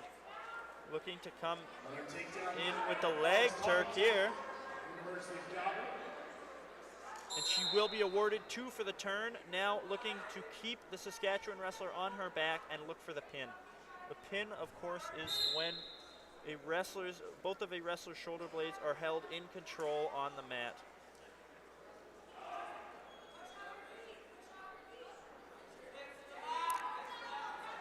And the Saskatchewan wrestler is able to fight out of it. Very impressive defense there.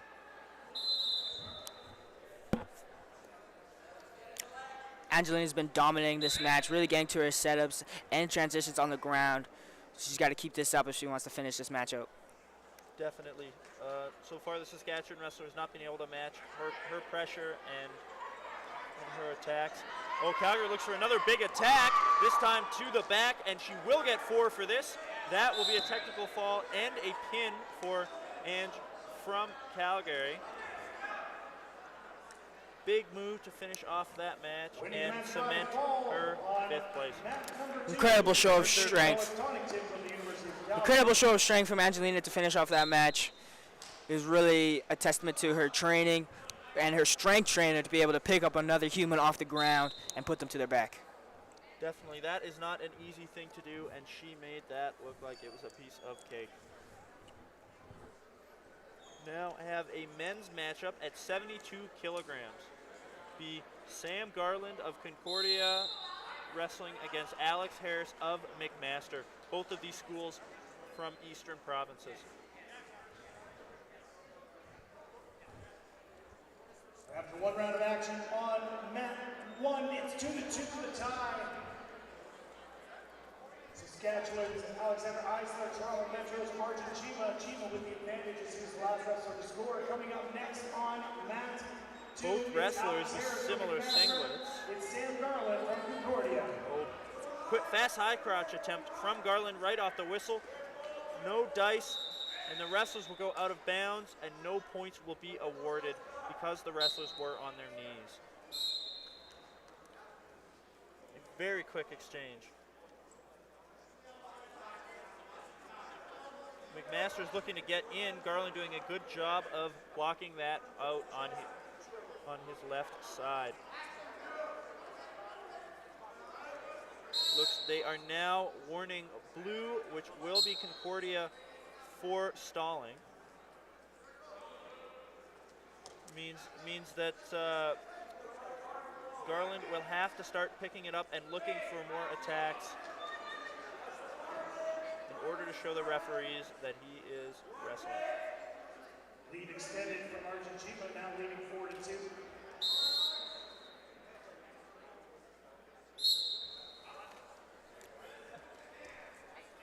Moving for red.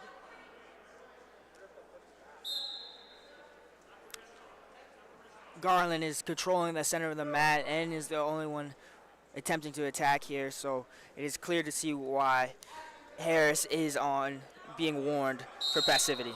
Definitely. They will come back to Garland, though. They do believe that he is not being active enough. It is the referee's discretion, of course, which wrestler they believe needs to be active. Sam Garland is now on the shot clock. 20 seconds left in order to put a point up, or the McMaster wrestler will be awarded 1 point.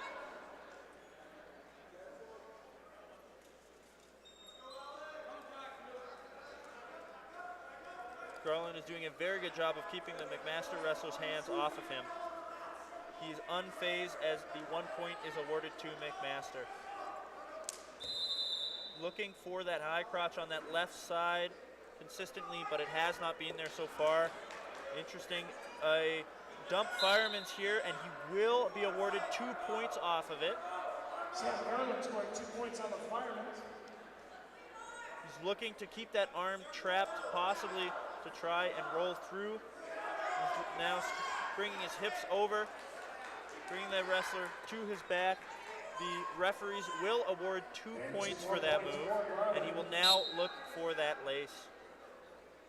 Now, Isaiah, how important is it for McMaster to stay off of the ground in this match?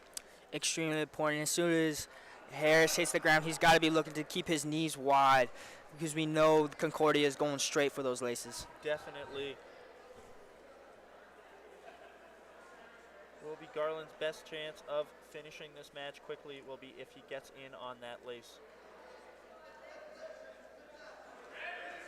A high crotch attempt on the left side from McMaster now, which is blocked out, and they come into an over-under position here, which Garland doesn't like, so he recovers out of. Many wrestlers are comfortable in that position, but they do not want to get thrown. The score will be 4-1 as we go into the break. I'd love to see a little bit more attack attempts by Harris. Right now, most of the attacks are coming from Garland. It'd be really nice to see Harris be able to move his opponent to be able to get to an attack. Definitely. Was Argentina ahead of the score. And our final score on mat 1, your winner with an 8-5 score, Alexander Eisler of the University of Saskatchewan. Wrestlers return to the mat, and the action is off once again. Representing Brock, it's Dana Armstrong. Representing University of Western Ontario, it's Kendall Getlaw. You see the wrestlers switching hands. You are, of course, only allowed one hand on the head at a time.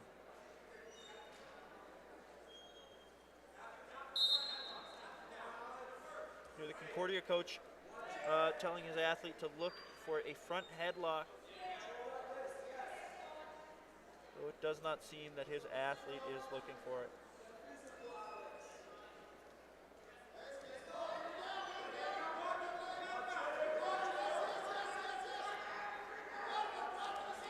Oh, a shot attempt is countered with underhooks by McMaster.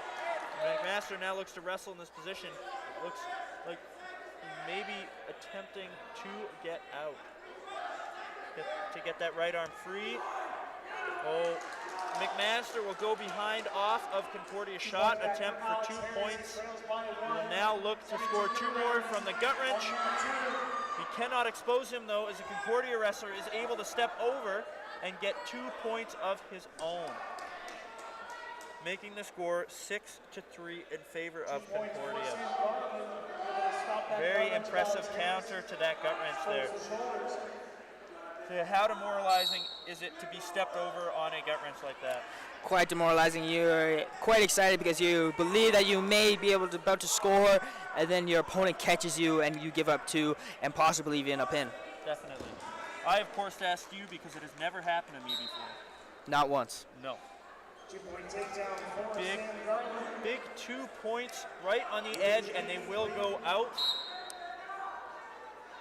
He did, of course, land in a position for that lace that school likes so much, but they were just too far out for him to have a chance to get it. Big head and arm attempt here. It looks like the referees will rule it a slip throw. No points will be scored as the wrestlers are returned to neutral.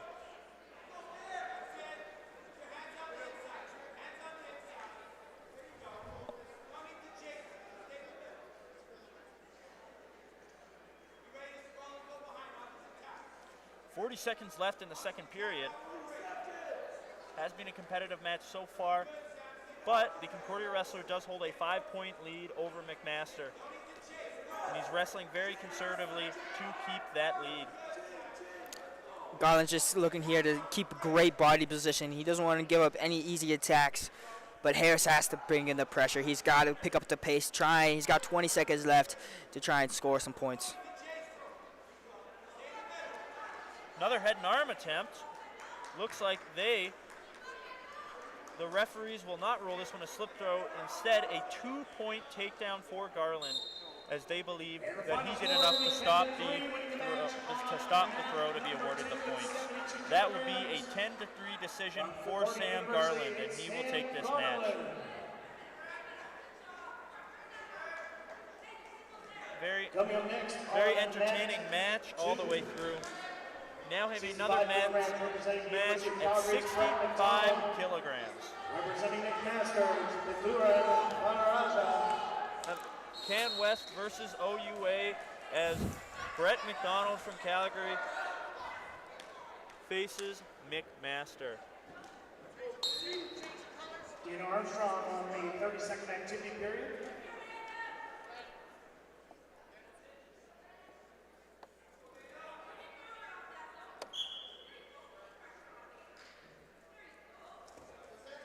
Single attempt right off the bat from McMaster, but there's nothing there.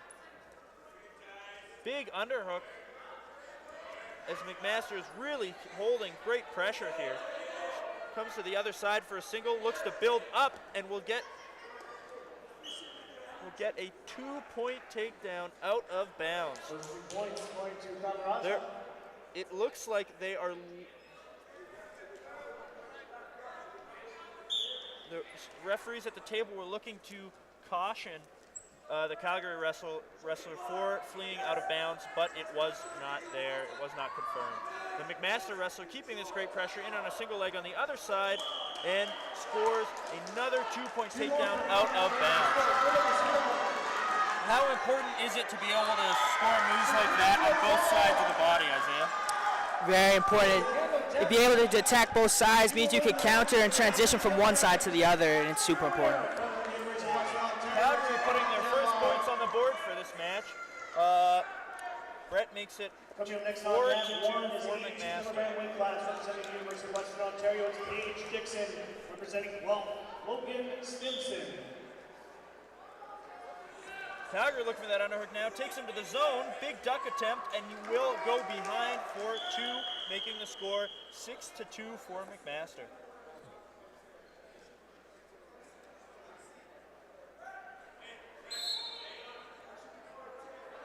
See the Calgary coach telling him to stay on him, a little bit of action before the whistle as the wrestlers are anxious to get moving. A lot of action so far in this match, and we are only through the first minute of the first period. Big inside trip attempt, and he will score 2 on that. This wrestler is really showing his versatility on the match with lots of moves. Looks to cartwheel over for points, but nothing is there, and the Calgary wrestler seems to do a very good job of defending on the ground and keeping his hips down. What a flurry of action. That brings the score to 8-2 for McMaster.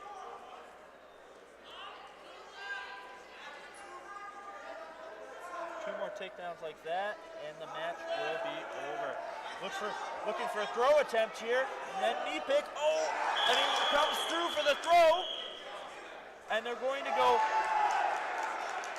for red as confirmed by the mat chair, and that narrows the score. 8-6, McMaster still leading. Amazing counter there from Calgary. Those big moves are really important when you need to close a gap that big. This match is completely back and forth. Both wrestlers really showing what they have in store, what they've been training for all season.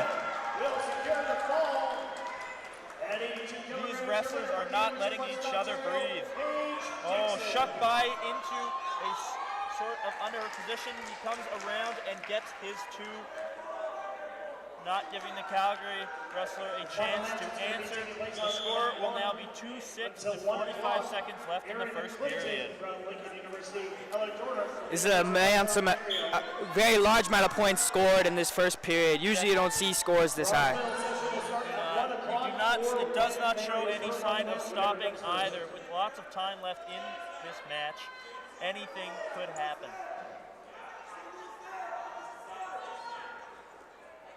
Using that underhook to control the position, but McMaster shoots a single to the other side, comes around and will score 2 points, narrowing the gap with an widening the gap with an 8-point lead. He's looking to score. They're called back up and will return to the center of the mat. 14-6, the lead for Doran Kanaraja. 10 seconds remaining. Underhook for McMaster. He shoots a knee pick to the other side, but Calgary runs him over with his hips.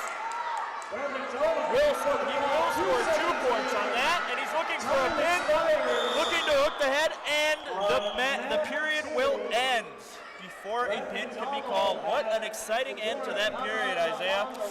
Yeah, I believe Tamaraj was quite excited. He wanted to finish the match before going into that second period, but he was a little too hasty, and Calgary was able to defend and counter and put Tamaraj to his back.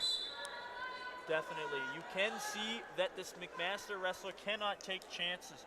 With these big moves that he's reaching for, he ends up putting himself in a bad position, and that is where the Calgary wrestler catches him.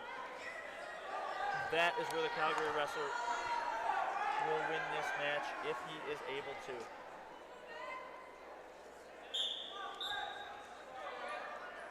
Coming right back to that underhook position.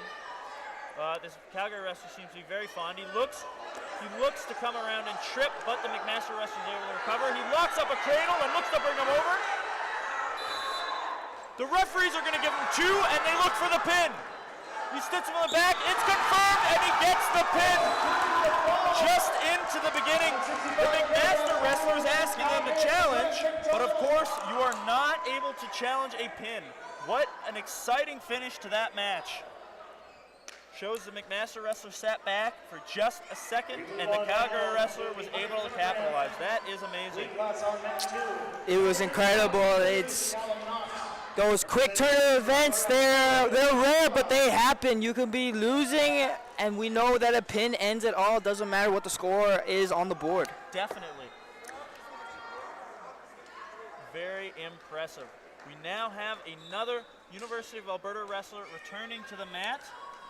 Owen Giancola from University of Alberta versus Callum Knox from Brock. Owen Giancola is, of course, a Canada Summer Games champion. This match is huge for that team race. Brock with that in the number 1 spot. Alberta trying to come back. They're in the 3rd spot right now. So this head-to-head matchup, it has huge implications for that team race. Definitely. Owen Giancola has a bit more of an explosive style. He looks for those big moves and those big points. Callum Knox wrestles a bit more conservatively. He likes to be a bit safer with his moves. How do you think that'll play out in this match, Isaiah? It will be interesting. We'll see if Giancola sometimes puts himself in a poor position when trying these big attempts, and when you have a more stout and conservative wrestler, usually they're able to take advantage of that. Definitely. Callum Knox now being warned for heavy hands and slapping Owen Giancola.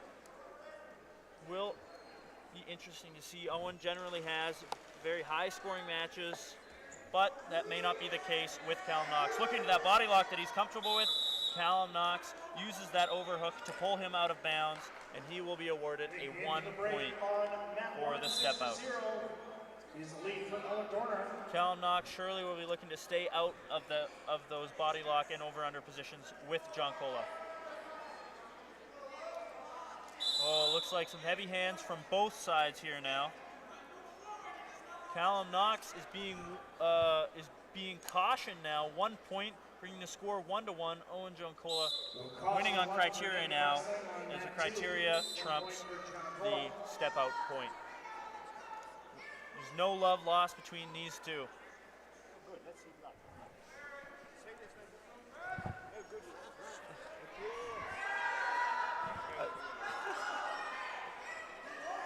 Oh, underhook position for Owen. This is where he works best. Looking to bring Callum to the out of bounds. We'll see if he goes big or looks for a step out here. Surely he'll be looking to score though. Callum Knox doing a good job of staying in. Coming to the side, and he will take him out of bounds and score 1 point. Both of these wrestlers are wrestling very smart so far. Owen, of course, being taken out of bounds. Looks for a big throw. Callum Knox will be awarded 1 point for that throw. Owen, of course, still has criteria because of that caution that he was awarded, the caution point he was awarded earlier in the match. You can see Owen pressuring in now.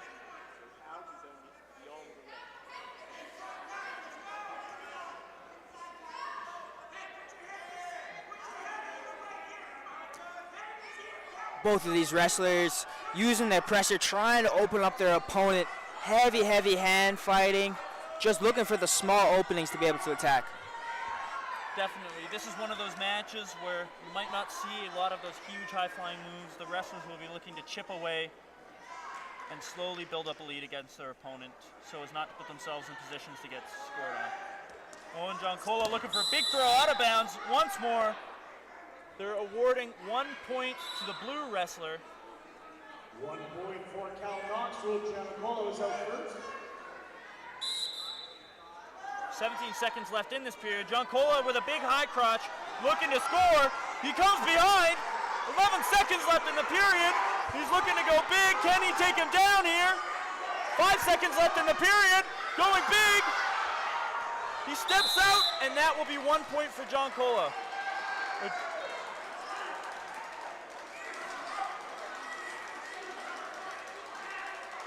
Rock Wrestler's not very happy with that call.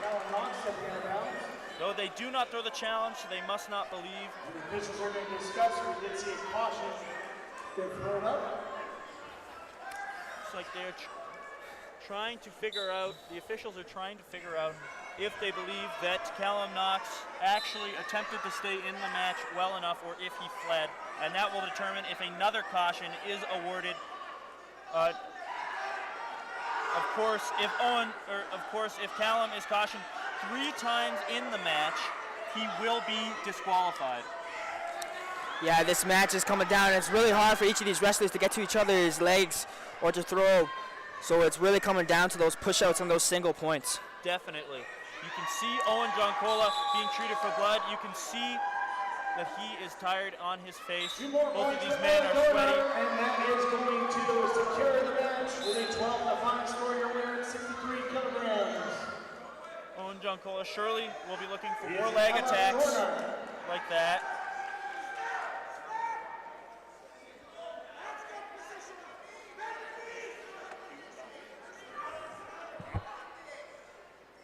Callum Knox with movement in on a high crotch. Owen looks to kick away. He's defending. Owen rolls through. It looks like they're calling 1 for Joncola as a step out. He is 4 blue, Callum Knox. They're going to go 4 blue, but the judge seems to believe that it was a step out in favor of Owen Joncola. The Alberta team does not believe that it was close enough to challenge it.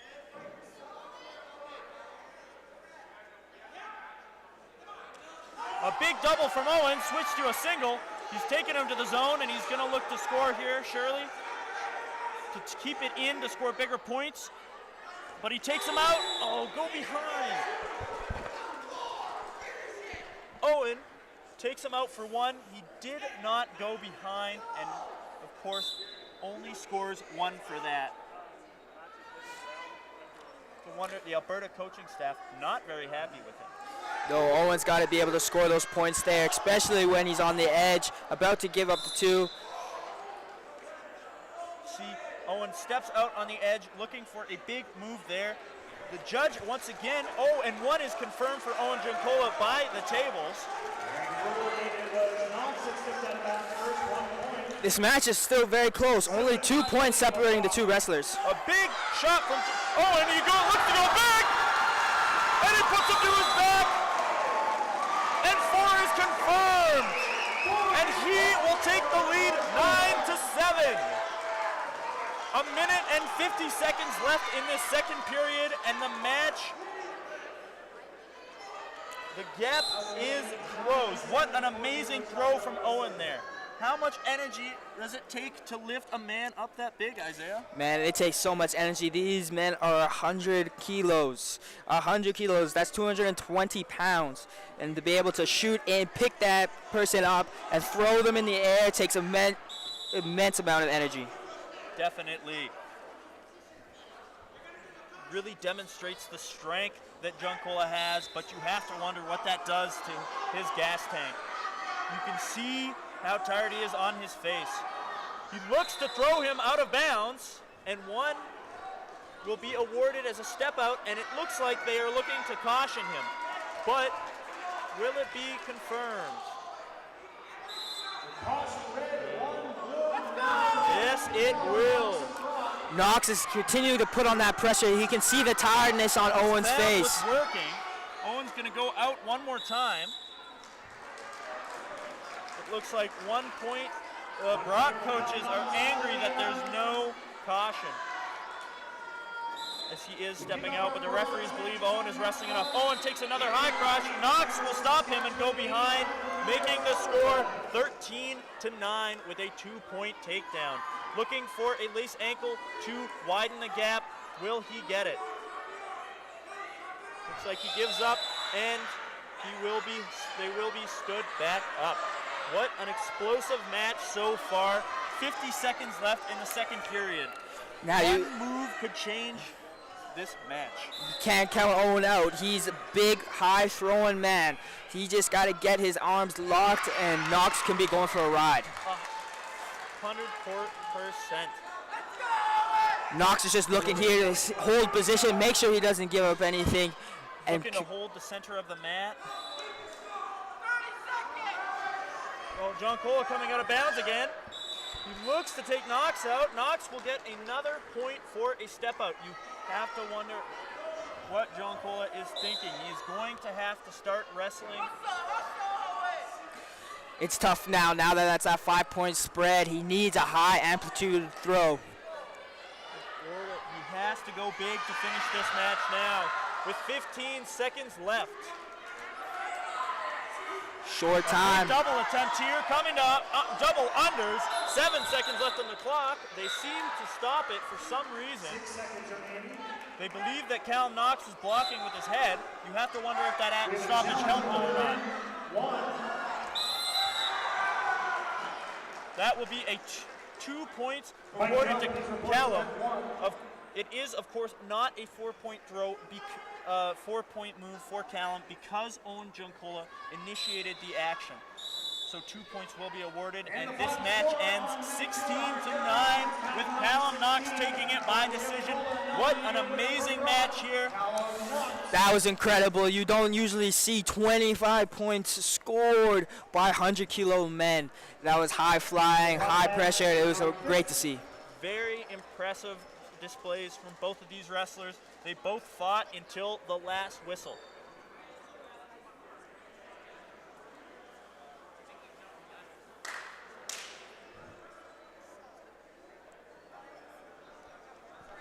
Now looking at 50-kilogram women's category. And a Western wrestler seems to be confused on the mat.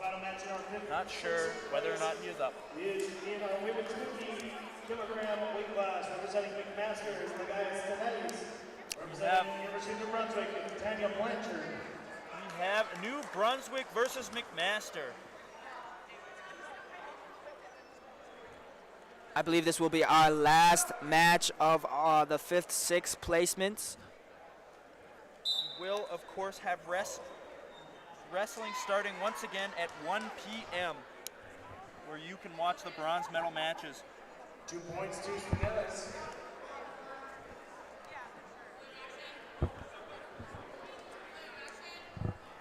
Correction there. We will most likely take a short break after this match and then begin wrestling afterwards.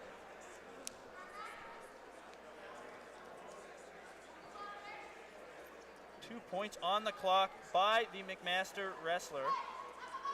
New Brunswick looking to come behind with an arm drag. McMaster wrestles back in front. New Brunswick attempts a head and arm, and it is ruled a missed throw, so no points will be rewarded to either of the wrestlers.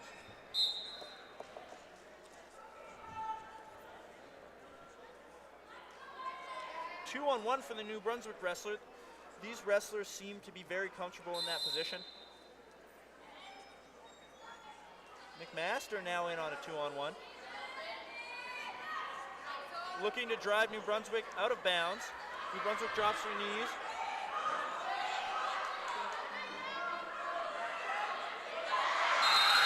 And they will be called back up.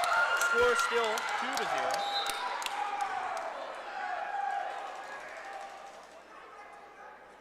They're going to discuss this over. New Brunswick sticking with the 2-on-1 position. McMaster blocking with their head. Out of bounds. New Brunswick wrestler will have a lot of trouble scoring from this position unless she is able to gain head position from the McMaster wrestler. Each one with a 12-1 score. Your bronze medalist at 59 kilograms from the University of Alberta. It's Amy Bell. They are warning the New Brunswick wrestler for action as they believe she is not doing enough with that 2-on-1 and she's just hanging out. How important is it for her to use that 2-on-1 when she gets it instead of waiting there, Isaiah? It's very important. 2-on-1, it's a comfortable position, but it does give you an angle in order to attack those legs, and being able to attack right off after getting it will usually be pretty positive. Definitely. See there, arm drag to a takedown. New Brunswick will take the lead with a 2-2 criteria. They will be stood back up and sent back to the middle of the mat with 45 seconds left in the first period.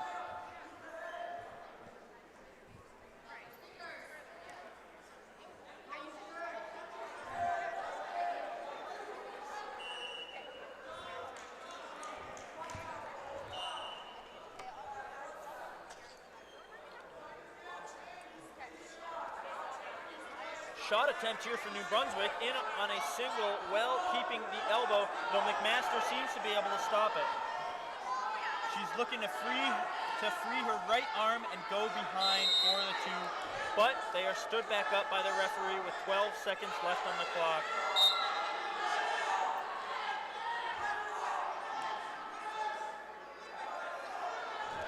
Five seconds left, and it looks like there will be no more points scored in the first period.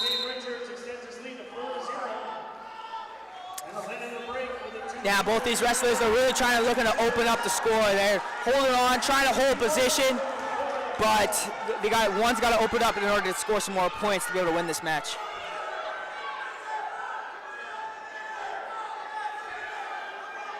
You can see the coaches, of course, instructing the New Brunswick wrestler on her 2-on-1. It looks like they are trying to tweak some little things to give her a leg up in this second period.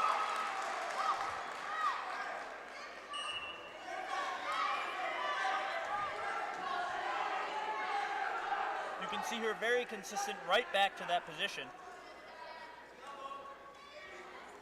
Looks like the Western wrestler has recovered into a 2-on-1 and is taking her out of bounds. Big head and arm from the New Brunswick wrestler. She will be given 4 and come on top.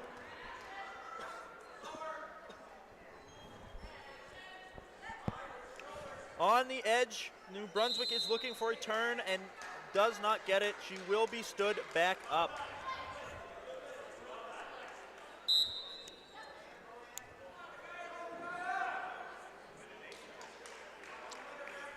2-on-1 once again for the New Brunswick wrestler. The McMaster wrestler is being warned for blocking. She was holding the New Brunswick wrestler's head and not doing any positive wrestling. Oh, arm drag attempt here from McMaster. Does not work, and they come to the edge, and New Brunswick will be driven out of bounds for 1 point, making it 6-3 for New Brunswick. Looks like the referees would like to review the video. Or quite possibly the might be technical difficulties with the iPad.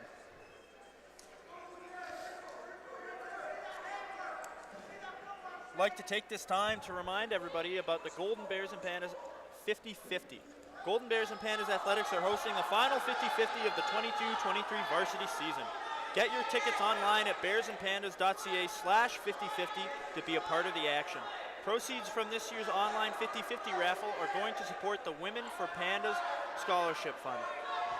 The iPad technical issue seems to have been sorted out, and the wrestlers return to the center.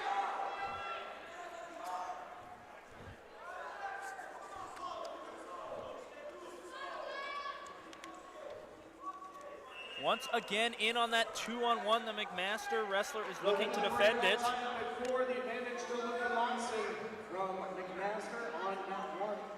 6-3 the lead for Tanya Blanchard from the University of New Brunswick. Underhook from the McMaster. Big head and arm attempt.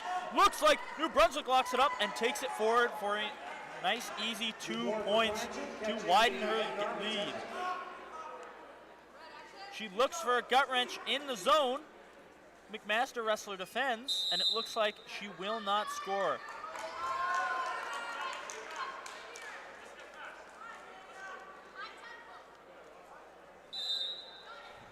A minute and 15 seconds left.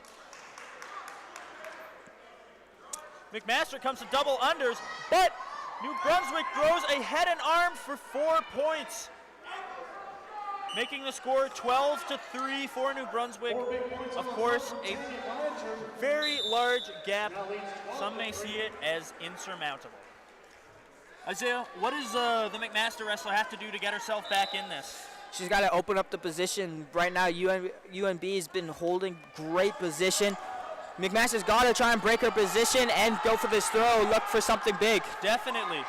And there will be the last 2 points of the match as the McMaster wrestler gets a takedown for the fall.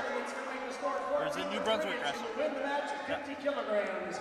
Once again, your winner from New Brunswick, Tanya Impressive. Blanchard.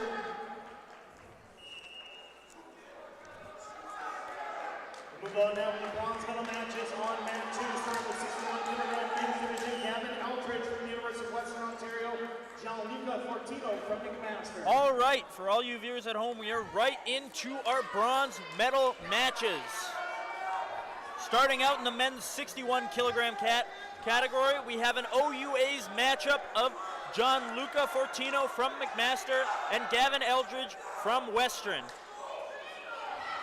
These individuals have wrestled each other before, and surely this will be an exciting match.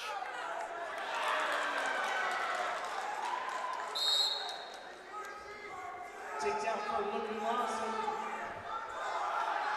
Both wrestlers to their knees, looking to hold good position here at the beginning of the match.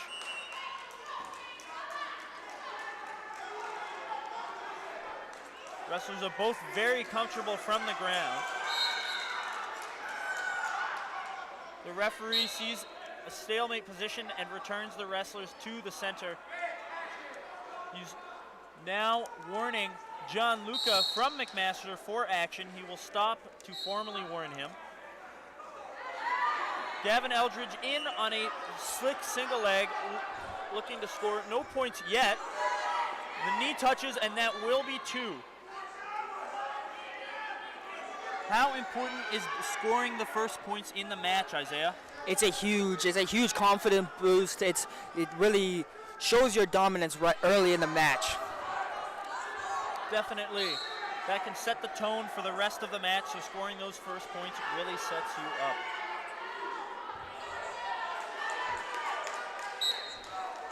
Oh, a quick head in the middle double from Gianluca. puts him in an interesting position. He looks to build. He's going to have to turn and face Gavin if he would like to score this. Gavin doing a very good job holding position and fighting his hands. Gianluca must look to score soon, and 2 is given. It looks like they're looking to caution the blue wrestler, possibly for fingers. It has not been confirmed, but the mat judge is still looking for that caution. Still no point scored further than the first 2 here. Gianluca looks to score more, puts Gavin flat on his back, but because he did not return to neutral, there is no points awarded. Gianluca now looks to transition, and they're stood back up.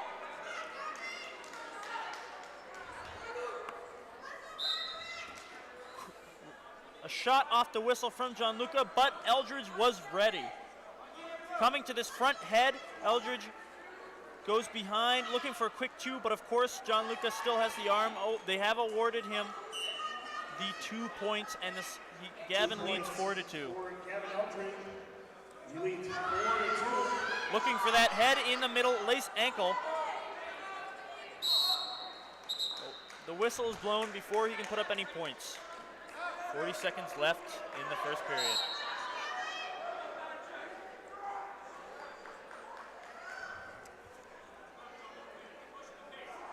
Wrestling for bronze right now on mat 1.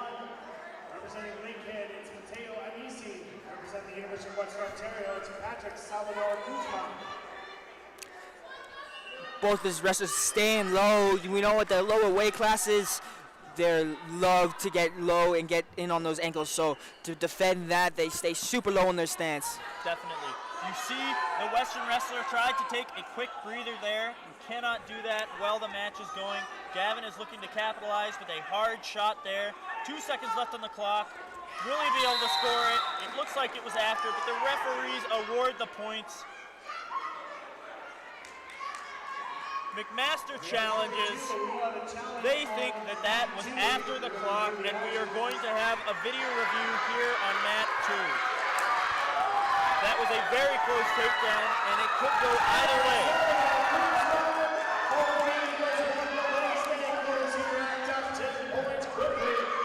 And you will win the match in the bronze medal at 76 kilograms. Once again, your winner from the University of Western Ontario, Patrick Salvador Guzman.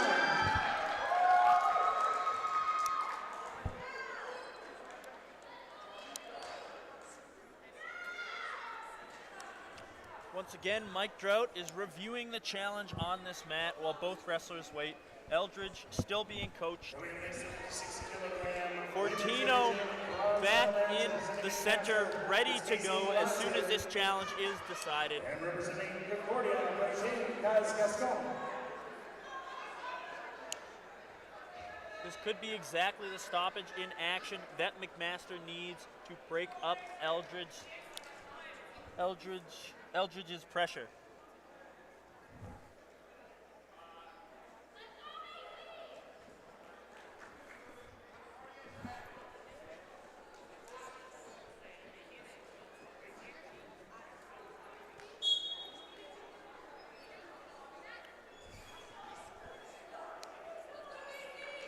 Does not look like they have a view of the clock in the video, which does make this tricky.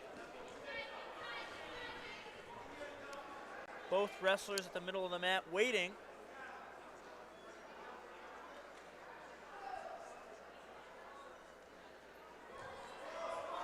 So the score will stand on the block is returned. Points. As the camera was panning over to catch the action out of bounds on the zone, the clock went out of picture, so they were not able to see whether the score happened before time expired. Due to the angle of the camera, the challenge did not go through, though because they did not lose the challenge, they are returned the block. The score remains 6-2 for Eldridge. Gianluca in on a front head position, but the referees stop it.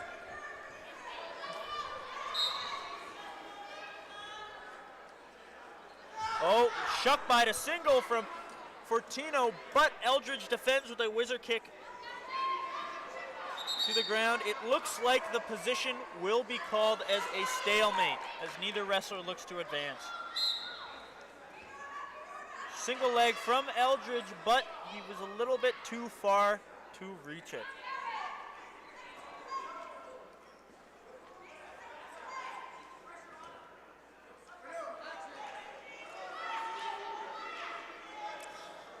Both of these athletes using heavy hands, trying to wear out the lower backs of their opponent. Great low single defense here.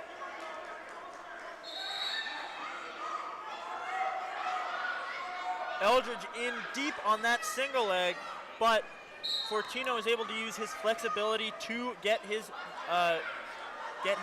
body away from his knee. Now Fortino in on an attack, looking to come behind, but Eldridge is doing a very good job of keeping that wizard tight and blocking him from going behind. Fortino looks to build and advance his position. You see the judge calling for a stalemate. Oh, Fortino is able to get his arm free and get behind for the 2 points. He now looks for a gut wrench. Close match, only a 2-point difference. With a minute 23 left, this just comes down to heart. Who really wants it more? You can see both of these wrestlers are very excellent at their ground defense. No points have been put up on the ground yet. Eldridge will now be looked at for a possible knee injury by his training staff.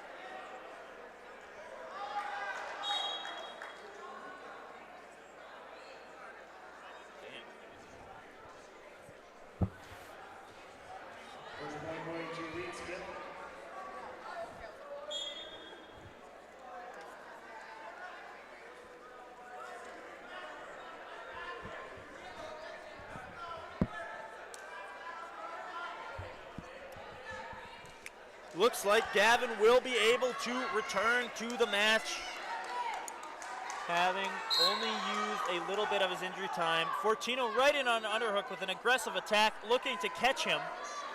Double underhooks, he takes him to the zone, looking to drive him out. He has to be careful.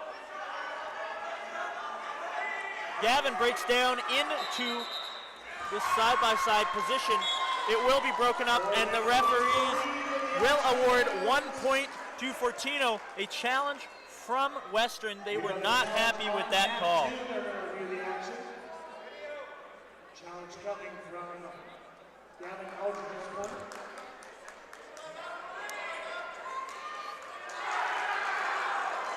For 1 point to three, he leads 9-0.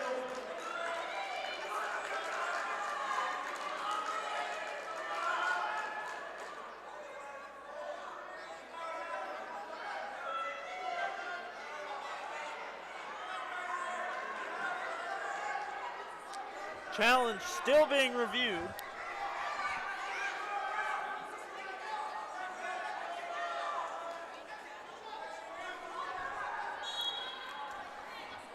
Lucky for us, we have the review up on the big screen, so everybody in the stands, all the coaches, all the refs can see and try and make a proper call.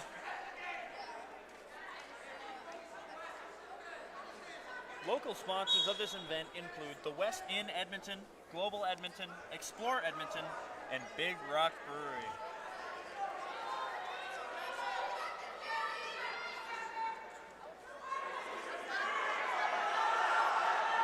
Big Rock Brewery, of course, providing all of the alcohol being served in our alumni section today here at the University of Alberta.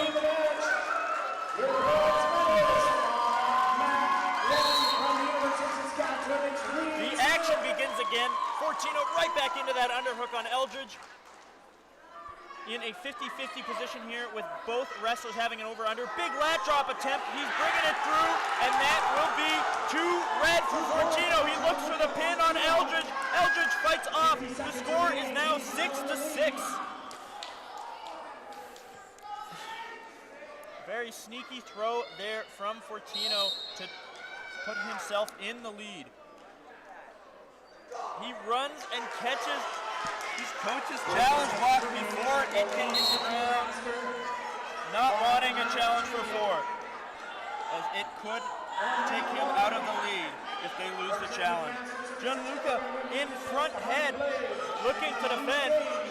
Eldridge looking to go behind, pinching hard on that left side, possibly looking to take him for a gator roll, looks to go behind. Gianluca comes to leg, looks to build up, possibly looking to go big, turns into him. Two confirmed for Gianluca. No points on that roll, 6 seconds left, 2-point lead for Gianluca. Eldridge looks to throw, and time expires with no.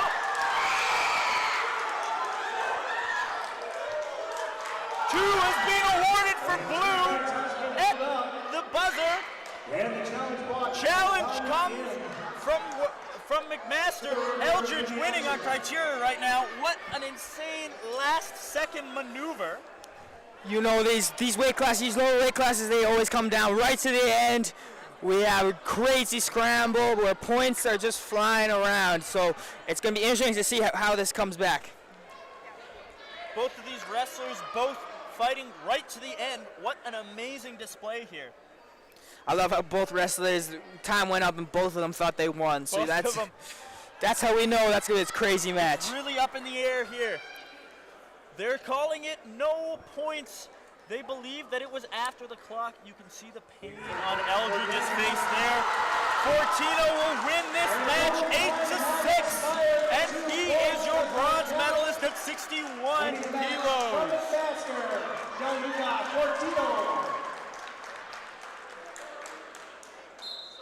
Not many McMaster fans in the building, but they made themselves heard at the result of that match. What an amazing fight both those wrestlers put up. We see 125 kilograms return to the mat with Owen McGilvery from Saskatchewan and Michael Haskell from Lakehead. Once again, a Can West and OUA's matchup. McGilvery, very known for his throws. He will be looking for that over-under position and the lat drop. Lakehead, very good at catching people. He's very good at capitalizing on his opponent's positions. That will be 2 for Lakehead. McGilvery recovers. Well, the 2 was not confirmed. The score stands at 0-0 for both wrestlers. Great defense by Owen, really trying to putting his pressure on. Don't see wrestlers move like that in Canada very often. Heavyweight wrestlers, pardon me. See them continuing through the positions. Owen with quick shuck by 4-2, looking for a crotch lift now to increase his lead. 2 will be confirmed for that crotch lift, and the score will be 4-0. 2 Danes on the takedown, and time expires before any more groundwork can be done by Danes. 6-2 the lead heading into the break.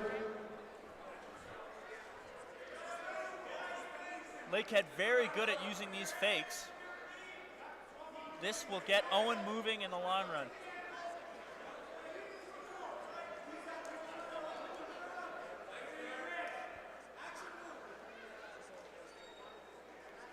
This is one of those matches where it may come down to gas tank. You'll have to wonder which of these wrestlers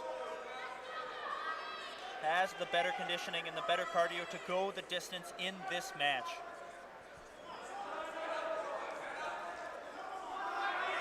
Shot attempt out. The 2-on-1 from Michael Haskell of Lakehead. Owen McGilvery looking to tip him over and get his leg free to get behind for his 2. Haskell still holding on strong to that leg, so no points awarded yet. You have to wonder how long the referee will give.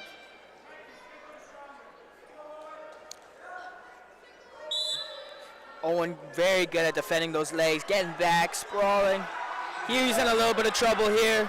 Very nice low single. Somehow, the 2 red were given to Owen, following a 2 blue from Michael Haskell. They believe Owen initiated, and then exposed, and then Haskell got his exposure. Haskell looking for the pin here. That is a very heavy man on top. And that will be a pin for Lakehead's Michael Haskell at 125 kilos. And just like that, the pin, as we said before, the pin ends any match. Owen had a comfortable lead, but Haskell was able to pin him and end that match. Just catch him on the littlest thing there. Winning by fall, Elise Gaines from the University of Calgary.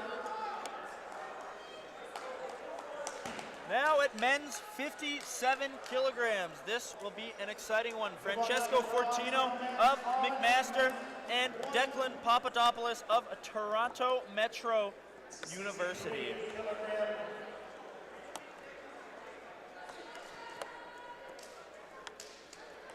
Papadopoulos is one of the few Toronto Metropolitan University wrestlers at this tournament. It's the 82 kilogram weight class representing the University of Alberta.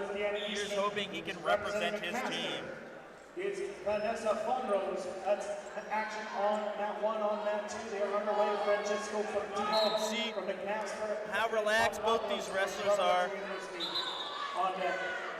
Fortino in quickly on a 2-on-1. Papadopoulos wrestles out of it. You see Fortino's getting him moving with his fakes. They're very quick wrestlers once again. Looks like they are looking to warn red for inactivity. He's got to get active. He's got to control that center. Try and look for some attacks, or else he might be put onto the clock. Taking a position such as the 2-on-1 is not enough to show activity. You must use it. If you just hang on to the position, then you will be warned and eventually cautioned. Eye poke from Fortino here, accidental it looks like. The wrestling will continue.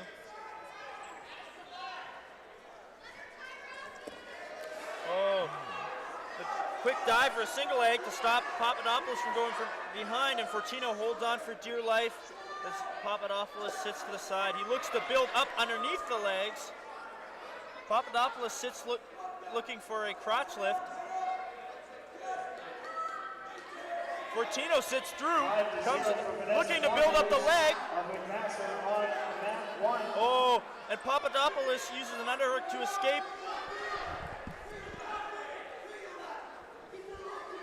Oh, and he puts him to his back, scoring 2 points.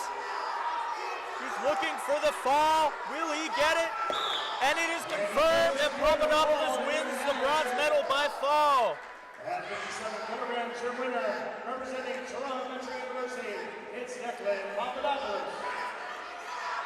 Transition wrestling from Papadopoulos was incredible. We had Fortino in on a shot, and Papadopoulos able to counter and find Fortino's back.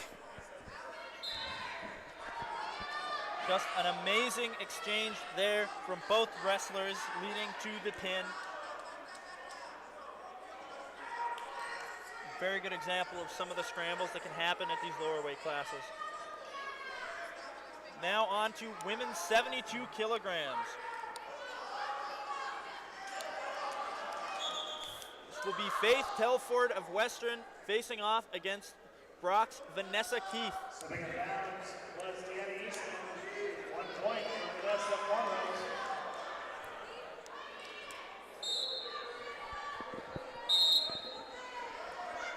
Wrestling right now on mat 2, 72 kilogram weight class, representing Brock, it's Vanessa Keith.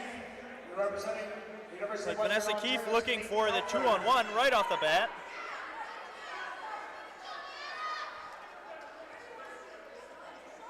Snap attempt.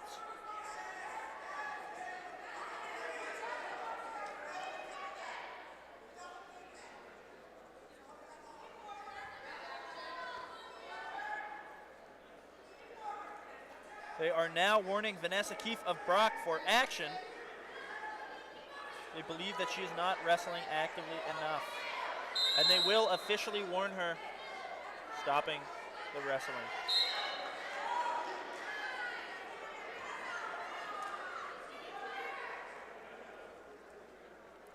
Both of these athletes trying to fight, use their strength to get to an angle, have a controlled tie such as a 2-on-1 or underhooks. It's really good to see these females using their strength. Definitely.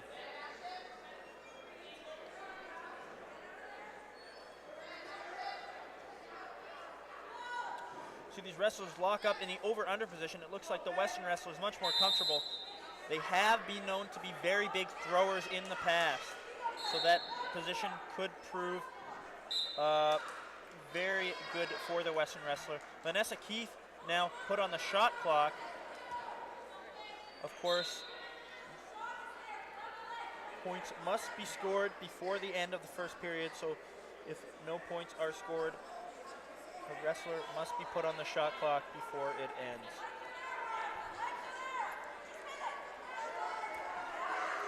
Vanessa Keith in on a shot, looking to stop the shot clock and her opponent scoring.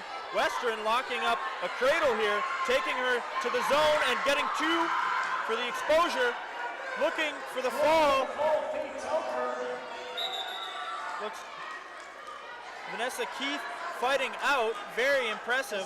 Now taking her over, the referee is getting caught up in the action, and 1 point will be scored for the reversal. Very impressive fight there from Vanessa Keith.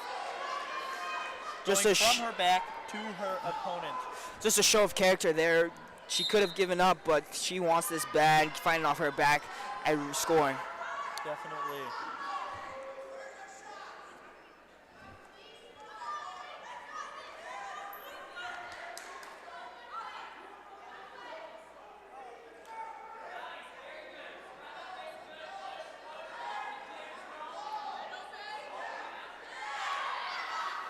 See the Western wrestler back in that over-under position, deciding there is nothing there and returning to neutral. 15 seconds left in the first period. The score is 3-1 for Faith Telford of Western University. She's back into that over-under position with 5 seconds left. It looks like we will go into the second period without any points being scored after that first exchange. Both of these wrestlers, great body position and fantastic hand fighting. It's going to be whoever can break their opponent's position first that are going to be able to really come out with this.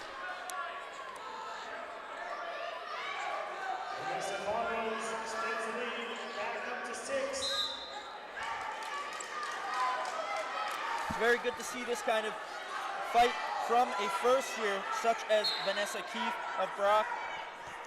Really shows some of the young up-and-coming athletes we have in the U Sports scene.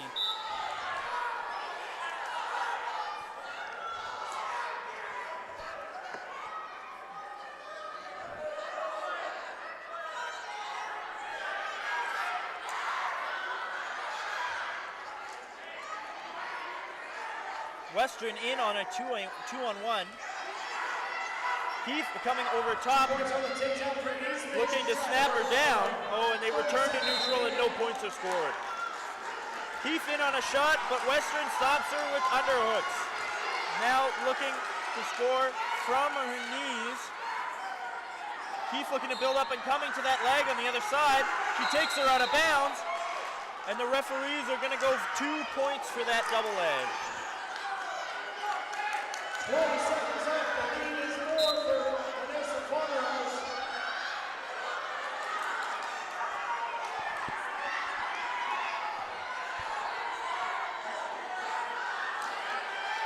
Vanessa Keith leads 3-3 with criteria for Brock. Vanessa Keith looking to go behind, grabbing that leg, holding on tight to that chin. 2 points will be awarded for the takedown. Your winner, once again from McMaster. She's now looking to put a couple more points on the board. She does seem to be holding on to the toe.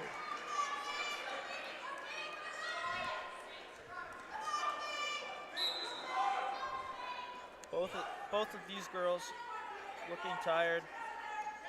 1:40 left in the second period. Western back in on the over-unders. It looks like they're going to warn Vanessa Keith for blocking with her head. You are not allowed to place your forehead into your opponent to stop a position unless you're going to do something with it. Western right back into that position. Possibly could have something from here. Vanessa Keefe doing her best to stay out of danger. And it looks like they are going to caution her 1 point for blocking with her head. Keefe not happy, visibly not unhappy with that call. This match is incredibly close. We are almost a minute left. It's going to come down to heart. Whoever wants this one more.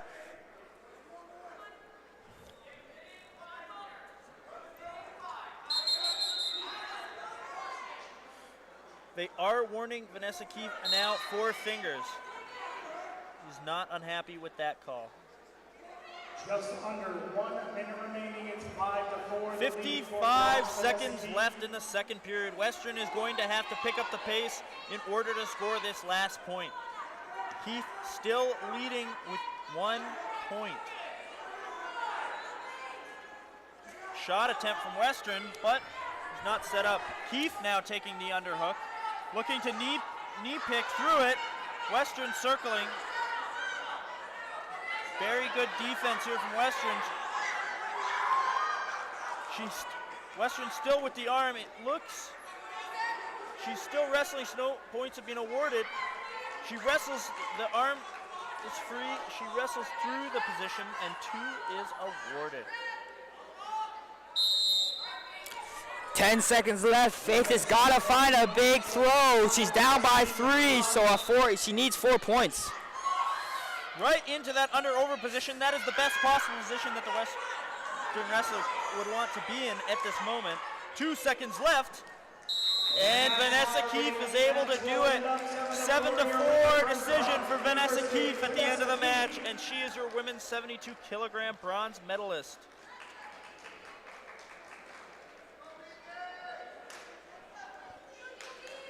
Wrestling now on mat 1, representing the University of Calgary, it's Vicky Rowbottom. Representing Brock University, it's Jessica Tillman. Women's 67-kilogram matchup. Wrestling on mat 2, representing Brock University, it's Samantha Adams. Representing McMaster University, We have it's Cindy McMaster Rowbottom. and Brock facing off.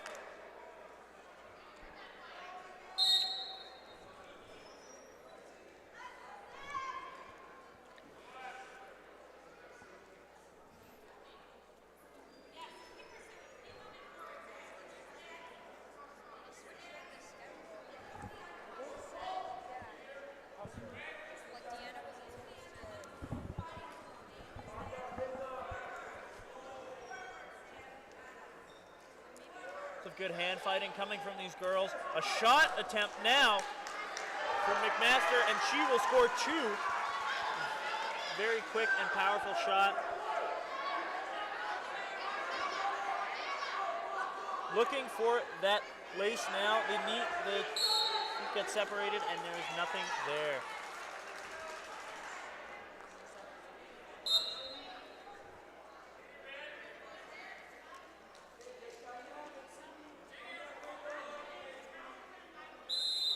Brock holding the center of the mat.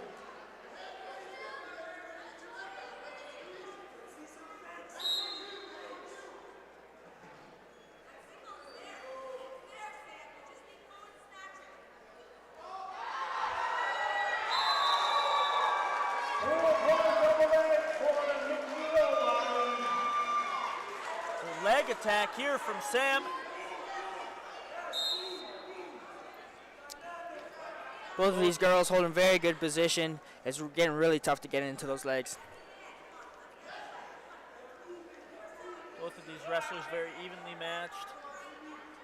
These women are really going to have to work for their takedowns here. Single leg attempt here now from Jayoba. She's able to take her down for 2 points, making it 4-0 for McMaster. Wrestlers are called back to the middle with 1 minute and 5 seconds left in period 1.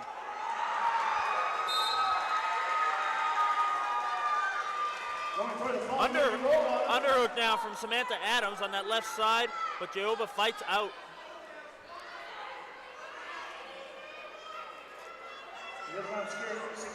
Single leg attempt, but nothing there. Quick hop out of the way from McMaster.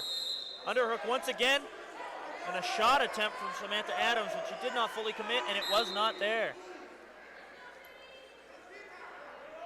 Adams is definitely going to have to pick this up if she wants to get some points on the board. Yeah, she's got to break the McMaster's girls' defense, get to an angle, or try and get underneath. But she's got to try something.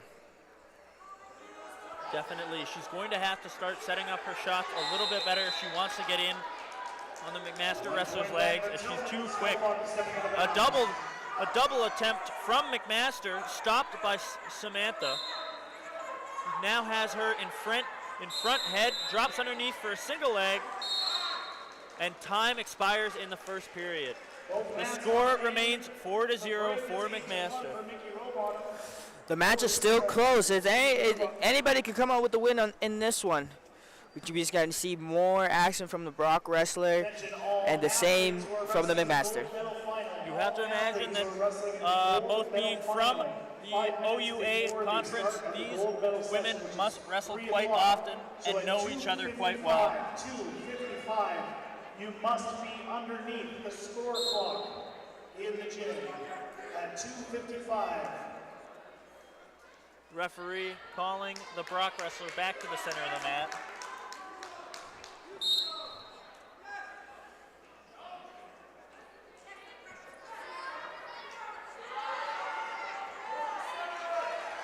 Some quick hands here from both wrestlers. 2 on the takedown for the robot, and she leads 10-1.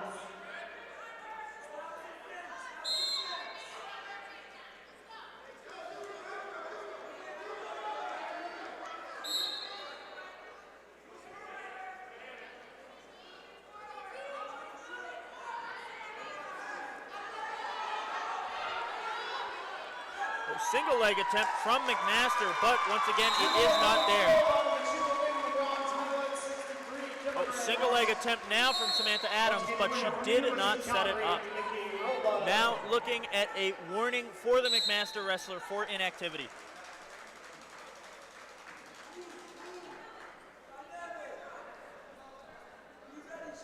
Even though she does hold the lead, she must still look to wrestle. The 100-kilo matchup on mat 1. The referee blows the whistle, warning the McMaster wrestler a second time, putting her on the shot clock. 30 seconds to score, or a point will be rewarded to the Brock wrestler.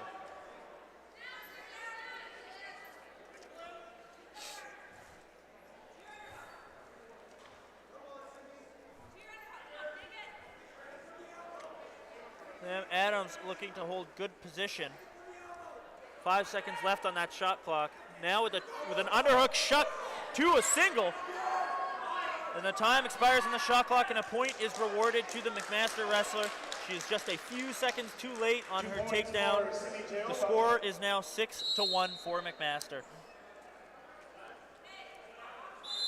Wrestling returns to the center of the mat. And it had just come after the time on the activity period had expired, so 1 point back. See, Samantha attempts to defend that single leg. She does not move her feet. How difficult is it to defend that single leg when you're not facing your opponent, Isaiah? It's quite difficult. As soon as you turn away, you kind of lose body position. You lose all the strength that you could use to defend. So it's really important to stay square in that situation.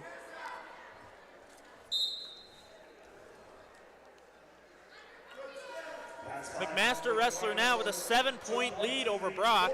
Brock is going to have to start changing things up if she would like to turn this match around with 40 seconds left on the clock. A shot attempt, and McMaster goes behind, making the lead 10-1. 25 seconds and a 9-point lead. The McMaster wrestler is looking pretty good. And 2 more for Hikaru, makes it 6-0 on that one. Adams has to look to pick up the pace. She's down by 9 with 15 seconds left. It's tough, but it can be done.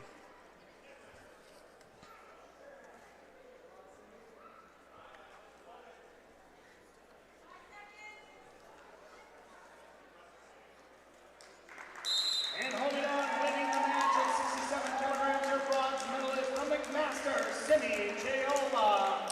Incredible match by Simi. She really kept to her game plan, used her explosive leg attacks to score points, had great body position, so Adams was not easily able to score. Very dominating finish indeed. Now looking at the men's 90 kilogram category. If you thought Taryn Goring was a long guy, wait until you see his opponent, Mark Summers of Brock. Yeah, this is the truly battle of the giants. I don't know, combined height is probably the tallest combined height ever in a wrestling match. Probably 100 feet.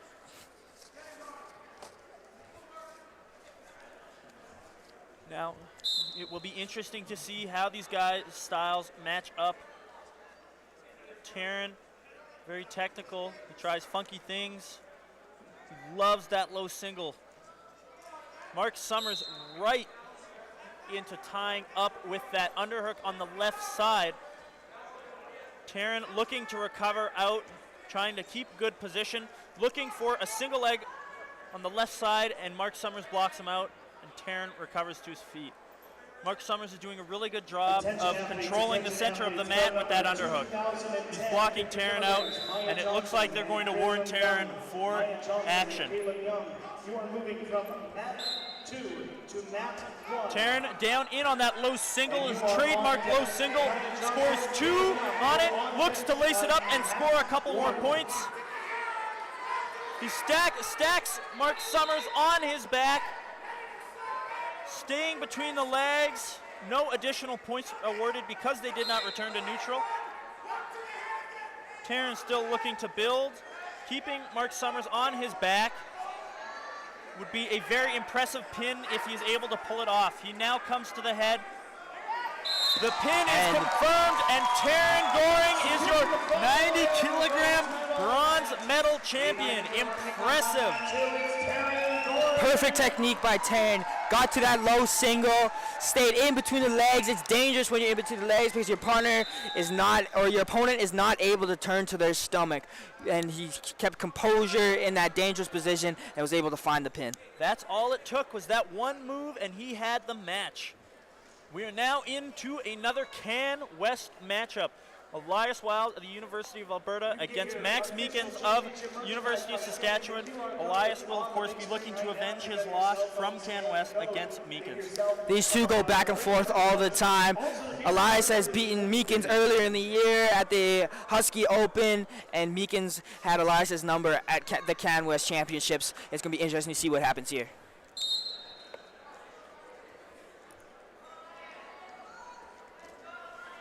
Elias, of course, a very fun wrestler to watch. He likes to try funky things. He likes to go for high-flying moves. Max Meekins is very good at wrestling from every position. Men's division, representing the University of Alberta, it's Elias Weil. Representing the University of Saskatchewan, it's Max Meekins. Weil and Meekins. Elias Weil holding the center of the mat very well. Just a reminder again that match. Max Meekins with a quick fake. Elias with a single leg. No points scored, and they are going to warn Max Meekins for activity. Elias right back to controlling the center of the mat, looking for a 2-on-1. He comes to the head, blocks out a shot, comes to underhook position. See a position that Elias likes very well.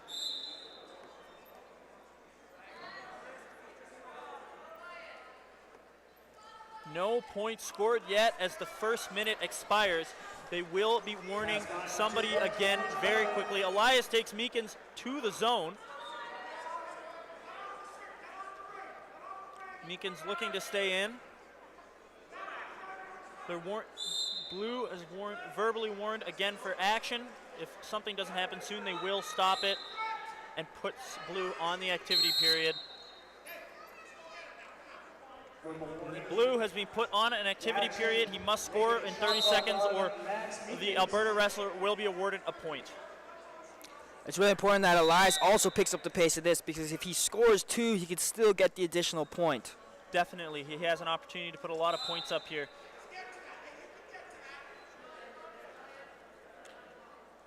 Elias, very relaxed, taking his time. Meekins taking his time as well, a little bit more frantic. He is driven out of bounds for 1 point for Elias Weil. Making the score 1-0, the first point scored in the match. 5 seconds, and he will be awarded a second point from the activity period. And the score is now 2-0 for Elias Weil.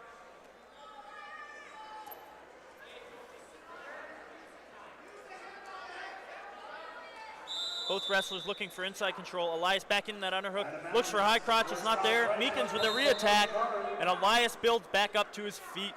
Very good defense from both wrestlers. He looks to bring him to his back with a cow catcher, and it's not there.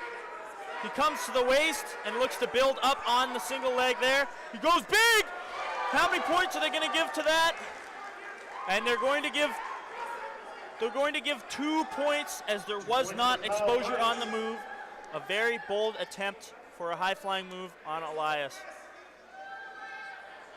The score is 4-0 as the time drains out on the first period. 23 seconds left.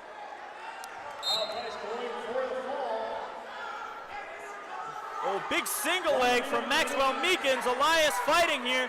Meekins builds up, and Elias gets him off his legs and into front head. Very good defense from the Alberta wrestler, of course. He looks to come to a single. He comes to the body, uses hips. Elias is very good at his body locks. They are looking, and no points for the out of bounds. They believe the throw was grounded, and the Alberta coaching staff is not very happy with that call. Elias, and time ends. In the first period, 4-0 for Elias Weil. This match is super close, but right now it's all Elias. He's the one getting to his attacks. He's the one getting to his moves. Meekins has got to try and open up some offense if he wants. Very good attacks and positioning from both wrestlers, but Elias Weil is just staying a little bit calmer, and he's capitalizing on these positions. Second round here is going to be very interesting. Gas Tank might take a little bit of mean something at the end of this match. Tell you what, Elias certainly wins on the Tattoo U Sports medal. Yes, definitely. He's definitely gotten quite a few.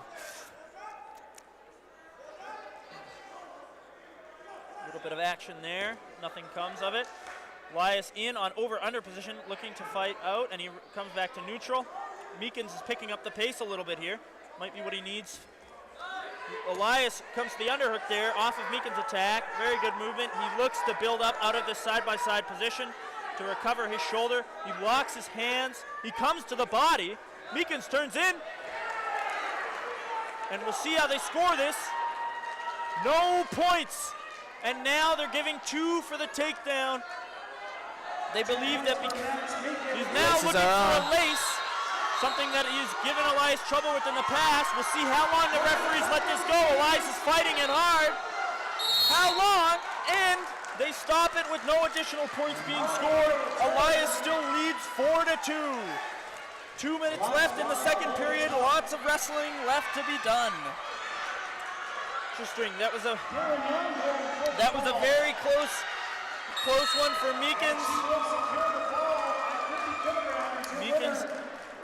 Meekins is very good at getting in on that on that lace, and that definitely could have been the match there had Elias not defended that so well.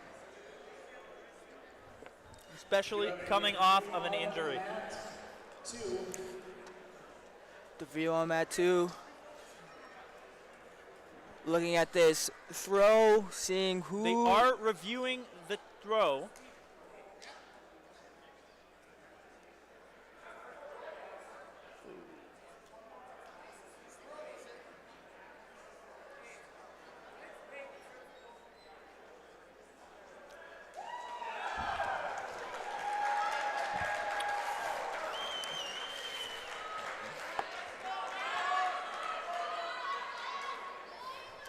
And the 2 has been replaced with a 4 as they rule it. Maxwell Meekins move, and Max is winning on criteria. Elias is going to have to pick up the pace if he wants to stay in this. Big shot from Meekins. Elias into body lock. He tries to bring Meekins over. He switches to crotch lift position, looking to stall out the position. Meekins has to elevate that leg. Oh, but he doesn't have the time to do it, and they are called back to standing with no points being scored. What an exciting match here. Elias is down on criteria. He needs to score some points.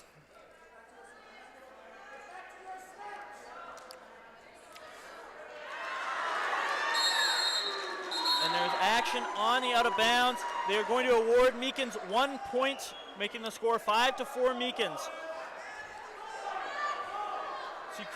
As he creates a gap.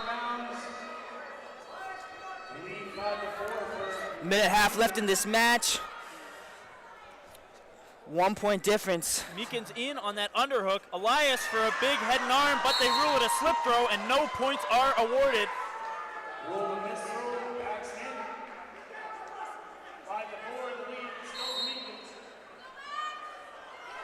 Shot attempt from Meekins, but nothing there.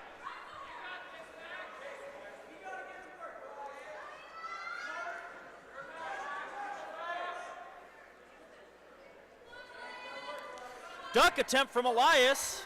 Nothing comes from it, and he comes to over-under position here. Meekins just Single holding attempt big here. position. He's chasing the leg. He's got to build back up, or Meekins is going to score. He faces him. Very good wrestling here from Elias, continuing through the position. He's looking for a crotch lift to score with 30 seconds left on the board. He brings him over. Will they give him 2? That's 2 for Elias while on the crotch lift. And that will be 1 for Meekins. Meekins will be winning on criteria 6-6. He looks for the bent knee leg ride. It looks like he's not going to get it though. 17 seconds left on the clock. Meekins is up on criteria. Elias is going to have to work here to get in it. Here we go, 17 seconds. Next point wins. Captivating everybody in here. 12 seconds left on the clock. In over-under position, he looks for a shot. He comes up. He looks to jump over. And Meekins takes him. And that is a pin for Saskatchewan.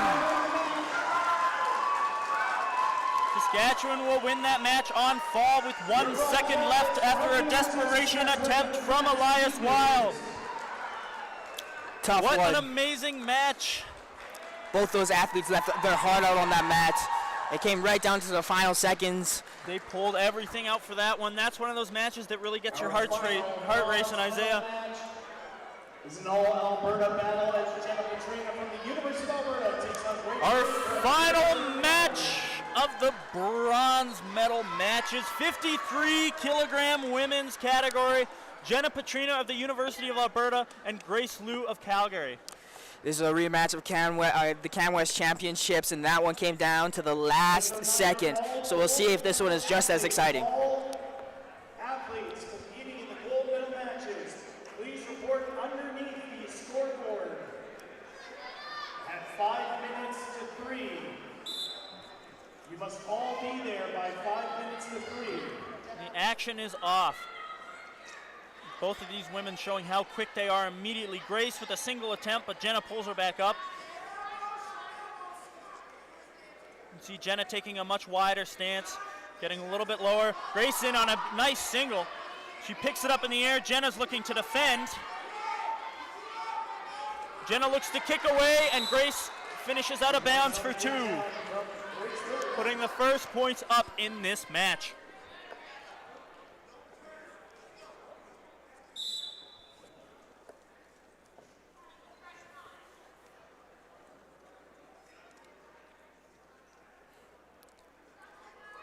Heavy hand fighting, trying to break their opponent's position, trying to find angles. Definitely. For many wrestlers, this first minute and a half is just about feeling out your opponent, trying to move them and see what you can do. Might see wrestlers act a little bit more conservatively in these first few minutes here, and then pick it up a little bit as the round gets further on. High crotch attempt there from Petrina, but no dice, and she recovers into an underhook position. She looks for a slide by on that side, or on the left side, and it is not there. Even though none of those attempts were successful, it's good to see them being connected. We call this chain wrestling. One move after the other, trying to find one that finally hits.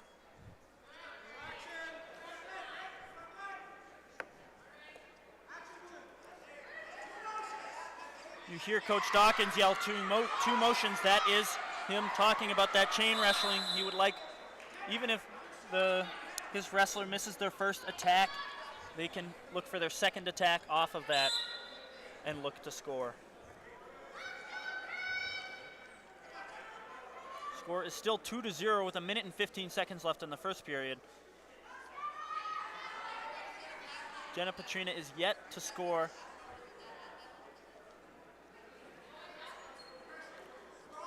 Double attempt from Grace Liu. Jenna with a big sprawl. She looks to crossface her inside, puts Grace in on a single, reaches over top for the ankle. Grace looks for an elbow roll. It's not there. Jenna holds on, looks to go behind, and they are called up. Nice little exchange that results in no points.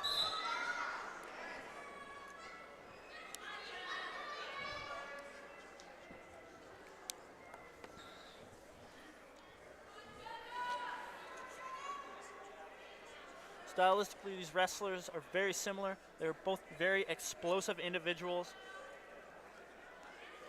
They'll really make you pay if you make a mistake.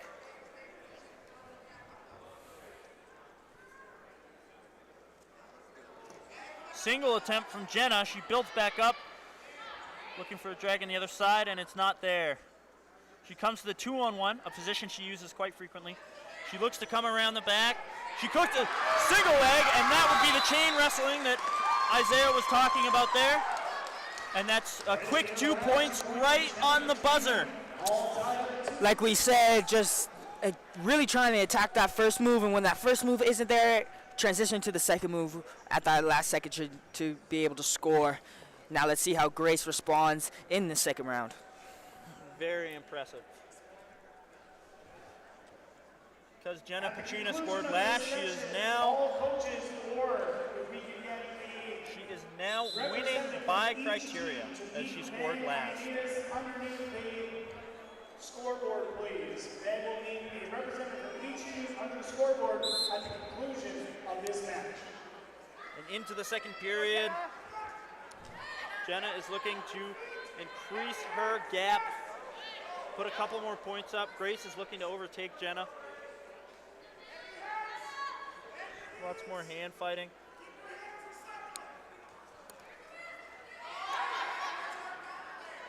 Shot attempt from Grace Liu, but good job getting out of the way from Jenna Petrina. Here Coach Owen Dawkins of Alberta talking about cycling the hands. He is wanting his wrestler not to hold on to any one position and keep moving her hands and keep fighting inside.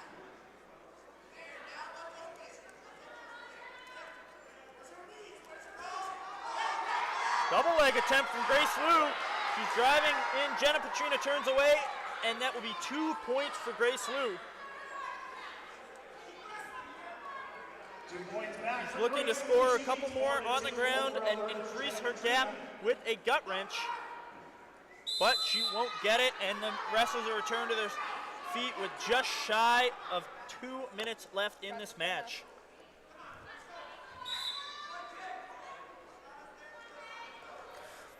Jenna's gonna start picking up the pace here. She's down by 2, trying to look for an attack, and she gets one. She does. There. Looking for that'll more. Be 2 confirmed for Jenna. She's now winning 4-4 on criteria. Alberta coaches are looking for a second 2 for the control and then a 2 for the turn. We'll see if they award it. She's looking now for her signature, a leg ride. She's very mean with this move, and if she gets it on Grace Liu, that may be the match. It looks like the referees are going to reassess the action, and there could be a change in the score here. It's going to be very interesting to see what the refs come back with this, see if there was that second exposure. And there was. And it looks like they have awarded another 2 points to Jenna, giving her a 2-point lead over Grace Liu with 1 minute and 21 seconds left. See.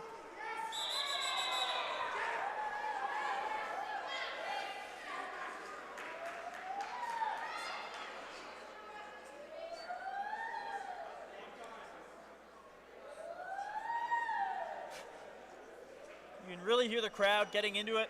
There's a large group of supporters here for Jenna. She has both Alberta and Saskatchewan, her home province, cheering for her right now.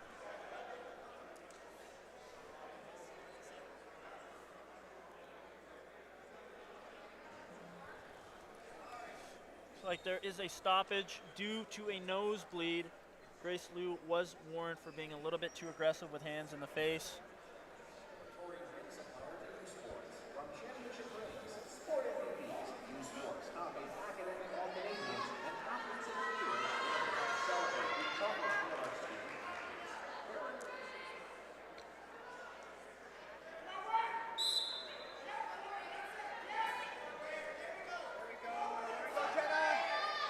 You see Jenna very aggressive into after that whistle, moving her hands very quickly. Grace Liu with a single attempt. Jenna blocks her out. Still moving her hands. Like Patrina's nose plug comes out, and there is some blood on the match.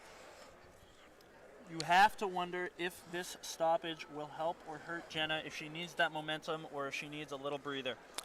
We'll see who comes out of this break with energy. Jenna came out of the last one with tons of energy. Now let's see if Grace will respond. To see, Grace is definitely going to have to bring it and match that energy that Jenna is giving to her in order to score that 2 points that she needs.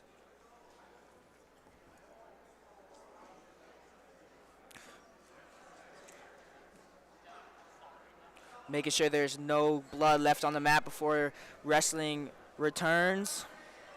And now that everything is clean, we're ready to go. All cleaned up. I'd like to thank all of the trainers that are here to clean up the blood for us. Minute left in this match. Anything could happen. One move could swing the results of this match. Jenna just looking to hold position, stay strong, continue to wrestle. Grace takes it to the zone. She wrestles out of it. Very good mat awareness from Jenna. She comes to front head. He covers out into over-under. That is not the position that she wants to be in with this short time left. They're stopped once again for blood. Her nose plugs cannot seem to stay in. This comes with a lot of energy. It's really hard when you're really fighting really hard for those nose plugs to stay in. Yes, it is. There's still lots of time, 3 minutes of blood time on the clock, so that's not a worry.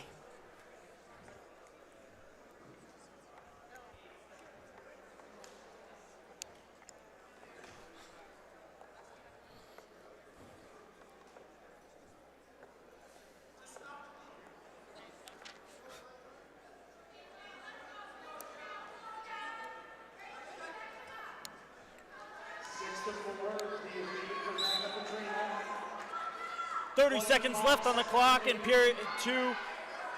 Jenna leads 6-4. Grace Liu is looking to close this gap to win the bronze medal with a head and arm attempt that Jenna blocks out. Double leg, Jenna recovers, and over under. 12 seconds left, the whistle blows, and there's no points given on that throw. More blood. The Calgary wrestler and coaches cannot be happy with that stoppage. No, not at all. Grace was in a great position to be able to score, but the ref blew it right before that scoring attempt. Calgary wrestler seems to have a little bit of blood on her as well, so that must be cleaned up before the match can resume. This may be the longest 30 seconds of a match that has ever taken place.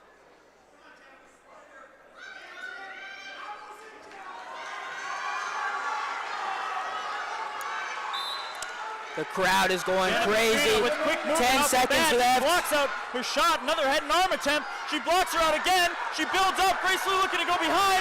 Jenna stops her, 1 second left, and Jenna wins the bronze medal at women's 53 kilograms. Impressive finish to an amazing match. Incredible match. It was both athletes were fighting right to the finish. It could have went either way, but Jenna was able to hold it out with the last minute and win that match.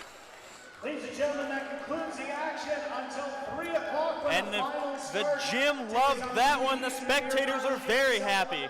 That is our last bronze medal match of the day. We would like to thank our major sponsors of the event, of the 2023 Friends of the World Cup of Wrestling Society U Sports Wrestling Championship as presented by the West Inn. These include Baron Rings, CBC Sports, Nike Team, Fox 40, Sharon Coos, Sport Canada, U Sports, and Veribun Medical Supply. Please join us at 3 p.m. for the gold medal matches. We will see you then. Officials, there is lunch available.